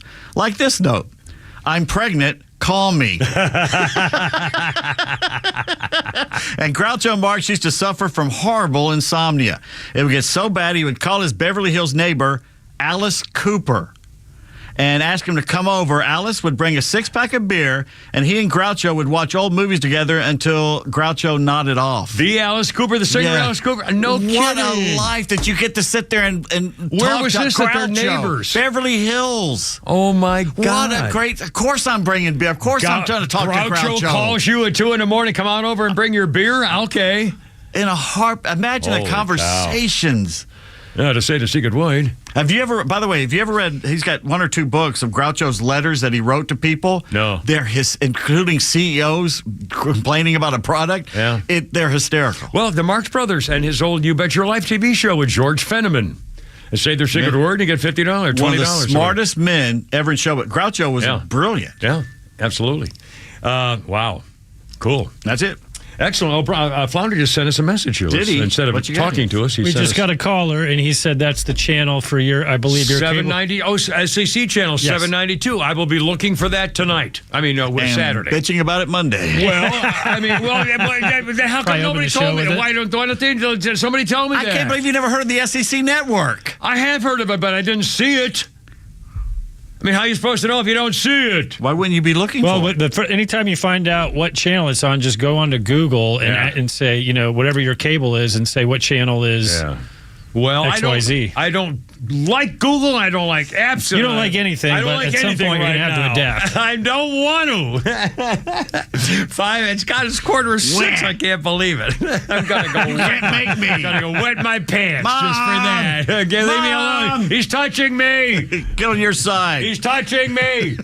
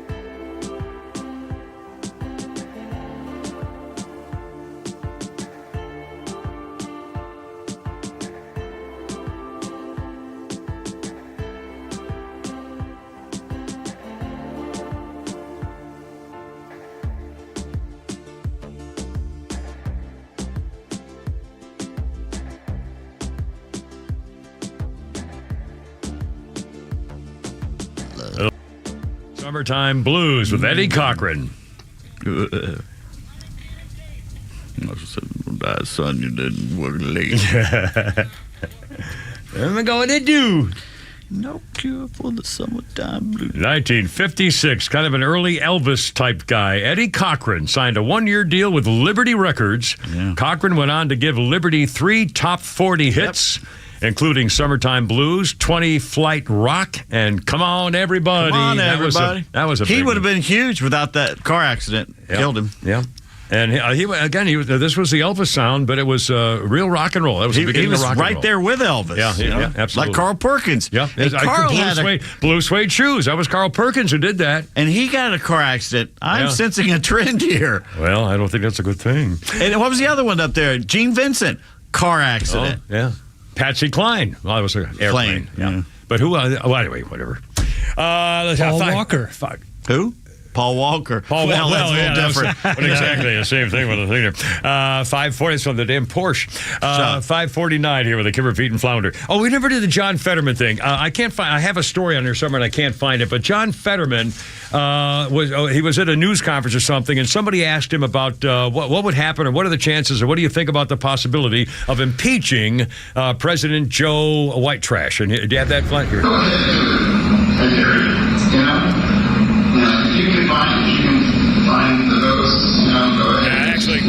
Actually, Kel, it's too much. What he said basically was, go ahead, I dare you. Go ahead, I dare you to impeach Biden. I go ahead, dare you. And then he said, it's really nothing more than a circle jerk for you people anyway. And he actually used those words. And by the way, Jonathan Turley last night on the Blonde Girl show on Fox was talking about all these 19 defendants with the Donald Trump situation and the indictments. And he said, yeah, it's become a real daisy chain of all these defendants all linked together. And I'm going, oh, boy. I think, okay, that's a little different. I forgot. Explain to the boys and girls what a daisy chain is. No, it's fine. It's fine. It's just when one mechanical item is attached to another mechanical item in like machinery, lathe machinery or something. It's like that one directs the other and they go around in a circle. Anyway, so it's nothing to do with gay sex. No, then. It's kind of hard to describe. Now, by the way, for the record, I'm still wearing my stupid I love these. They're New Balance running shoes, but I'm going to get some. I'm going to spend the whole weekend trying to find a pair of shoes that fit. And the reason is because everybody has men's shoes, never has much in stock. So I've been talking about the problems of modern day shopping. Well, guess what, Pete Davis? I'm about to leave you another edition of the New Yorker. Oh, really? They keep coming, baby. 3 a week. Well, now listen to this. This is incredible. And you think I've been complaining because I don't, you can't find anything in the shopping, and it's all the stuff. Well, guess what? I'll read you a little something here for just a second. Right. The 20-something daughter, what time is it? 51. Okay. The 20-something daughter of a friend of mine recently ordered half a dozen new dresses. She wasn't planning to keep them. She'd been invited to a wedding, and she knew in advance she was going to send back all but the ones she liked. Swimsuits, dresses for weddings, you never buy just one. You buy a whole bunch. Steady growth in internet shopping has been accompanied by steady growth in returns of all kinds. For example, winter holiday returns in the United States are now worth more than $300 billion a year. 1.5% of the entire American GDP, bigger than the GDP, gross national product, of most countries around the world, is just the stuff that people send back for Christmas. The annual retail value of returned goods in America is $1 trillion. Online shoppers assume they're going to just go back to regular inventory, but people say, well, if it's still in the box, we're going to put it back on the shelf. But here's my point. Right. When in person, shopping is too difficult, started with a China kill virus, so the best way to compare products was to order a whole crap load of them. In fact, that's what I should do. If I were like these modern-day shoppers, I would go to Amazon, and I would go to Nunn Bush and Florsheim and all these other that have the great bucks, the tan or the colored different things, and I would order 2 pairs of each color in 10.5, 2 pairs in 10, 2 pairs in 11, 2 pairs in 10.5 wide, 2 pairs. You know what I mean? And I order like 15 pairs of shoes, pick out the one I like, and send the rest back. I got a problem though. It used to be free. It's probably not free anymore to do that. That $1 trillion business. The companies, by the way, they're running out of cardboard. Yeah. I mean, to send stuff and get it back again, they have to redo. I mean, it's a nightmare. It's bad for the environment. And you think I'm complaining about can't find shoes? This is why. My voice is cracking there. But again, and I will spend the weekend trying to find a pair that fit. Okay. Can I tell you my New Yorker story? Please. Which you probably read. There's a story about the Wagner group in Russia. Real quick. You guys want to get to go? What? Ghost Joel Hunter? Oh, Ghost Hunter. Ghost Hunter. Oh, God, I'm so sorry. Our computer screen's got a different picture. Ghost Hunter. I'm sorry. I will be joining you around Halloween time, too. But first, Ghost Hunter, welcome aboard, man. What's up? What do you think? Hello. Hey, does your dog bite? That's not my dog. anyway, earlier this week, y'all were talking about the Stones, and that reminded me of something, a joke. What is the difference between Mick Jagger and a Scottish sheep farmer? Be careful. The sheep? One says, hey, McLeod. One says, hey, you get off McLeod. The other one says, hey, McLeod, get off my you. Oh, hey, ho, thank you so much. Ghost Hunter. See you in Halloween time, my friend. We're going to go ghost hunting, or you will, maybe. I'm not going to. No, he's going to come in here and play some of his stuff. Oh, good, cool. Yeah. And tell stories. And you got stories. Stuff. I got stories. You and Wayne, no offense, falling into graves and stuff. Anyway, so I'm reading this New Yorker article you probably wrote about the Wagner group and this Prigozhin guy that they just murdered. Yeah. All right. They're talking about what a jerk he was. He would take these people, the Russians, out of their prisons and pretty much make it a meat grinder. Throw them at everything. Right. They're in Syria. You're the right? victims, Throw them at ISIS, throw it at Syria, throw it at anything. But they wouldn't mess too much with the ones when the Americans were around. All right? Okay. And the Americans didn't want to get involved with the Russians, so every time the Russians would show up and try to attack something, the Wagner group, the Americans would pull back. Said, okay, that's fine. We'll do this over here while you're doing that there. Something like that. But there's one time where Prigozhin said, I want you to attack this Kurdish little town. And the guy in charge of it goes, well, wait a minute, aren't the American commandos there? And he goes, it doesn't matter, go. Doesn't matter, don't worry about it, go. So they're pulling up all these T-72 Soviet-era tanks. They're coming in with all their mortar stuff and like that. It's at night, so it's pitch dark, and they're coming up on that. And he says, as soon as the first tank fires, it blew up beside him. Almost instantly, it blew up. And then another tank fired, and it blew up. And then he saw a bunch of other tanks turn to try and leave. They blew up. And so he orders a mortar strike on the building, and as soon as the mortar went up in the air, the mortar and all the guys shooting the mortar went up in smoke, obliterated. And so he gets on the phone and goes, what the hell's going on? The Kurds don't have, ordinance to do this. And the other guy goes, I believe the Americans have one of those warthogs up in the air. Yeah, that's all it takes, my friend. And if you've ever seen video of something like that, it's just, Which just goes to show you, those are the crack troops. Yeah. The Wagner ones. Yeah. We would obliterate them in the war. Yeah, it's stupid. They don't have anything that we have. Yeah. And I think they're. Oh, and by the way, he's still sending money over there. We haven't talked about this. Just in today, apparently, President White Trash wants to pass a federal rule or a law or a mandate of some kind to demand that illegal immigrants sneaking into America have to stay in Texas, so he can't send them to other parts of the country. And they're going to try to get away. It's got to be totally illegal. There's no way he can try to do that. He's going to put a National Guard on the Texas border and stop the buses? Can you Is that what he's going to do? American guardsmen fighting other American non-guardsmen or other war stuff. Yeah, this is unbelievable. Well, not only that, he would lose Arizona. Well, all those border states, they wouldn't vote for him. This is just outrageous. And again, this is because the crybabies in sanctuary cities and sanctuary states are getting what they wanted. All the illegals. You wanted them, you got them. And again, remember the point. The reason they voted to become sanctuary cities is to rub our faces in it. They called us racist. They called us white supremacists. They said it was just inhuman, and ungodly to prevent people to try to come to a better life in America just because they have brown skin. You dirty, racist, bastard Republican MAGA supporters. So we're going to become sanctuary cities because we believe in the godly way of helping everybody. Well, you got them. You should have them all. You think you worried about 20,000? How about 7 million? Yeah. How's he going to stop them at the Texas border? What's he going to do? Oh, my God. And Abbott, the Texas governor, says, if you do that, there will be swift justice. That's what he said. Yeah. You can guarantee it. By the way, just for the record, that lady was banging her cop friend in the cop car in Maryland, and the wife was on social media about it. Well, her name is Pinto. She's an Army veteran, Virginia Pinto, and the story was that the wife they were being filmed, and the cop was cheating on his wife, and the wife was complaining, "Oh, that's just as grief and cheating on me for years." Well, here's what the girl Pinto, the cheater, says. She says, "Well, I'm not just a one-night stand. The main story is this isn't a one-time thing. Of course, he's a police officer and it looks bad, but I just want people to understand this is not a one-time stand. I've been dating this guy for years. We've been doing this for years, cheating on his wife for years. Oh, that makes it so much better."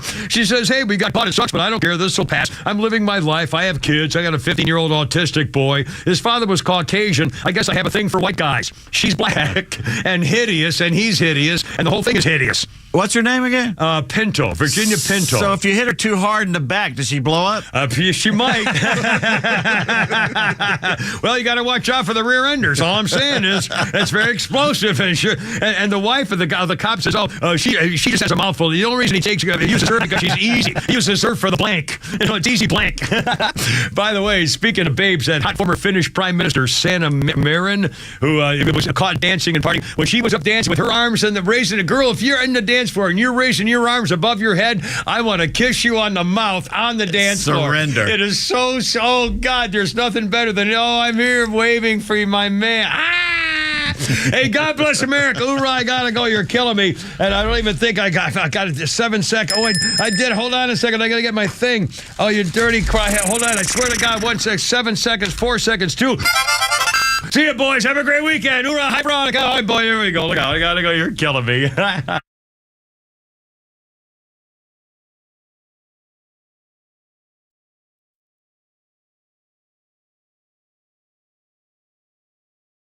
broadcasting station. Locally owned and heard throughout Georgia on the Extra app. The manhunt intensifies. I'm Lisa Lacera, Fox News. The search for an escaped killer in Pennsylvania now in its 9th day, but authorities say the search area is narrowing. We just confirmed from a source within the Pennsylvania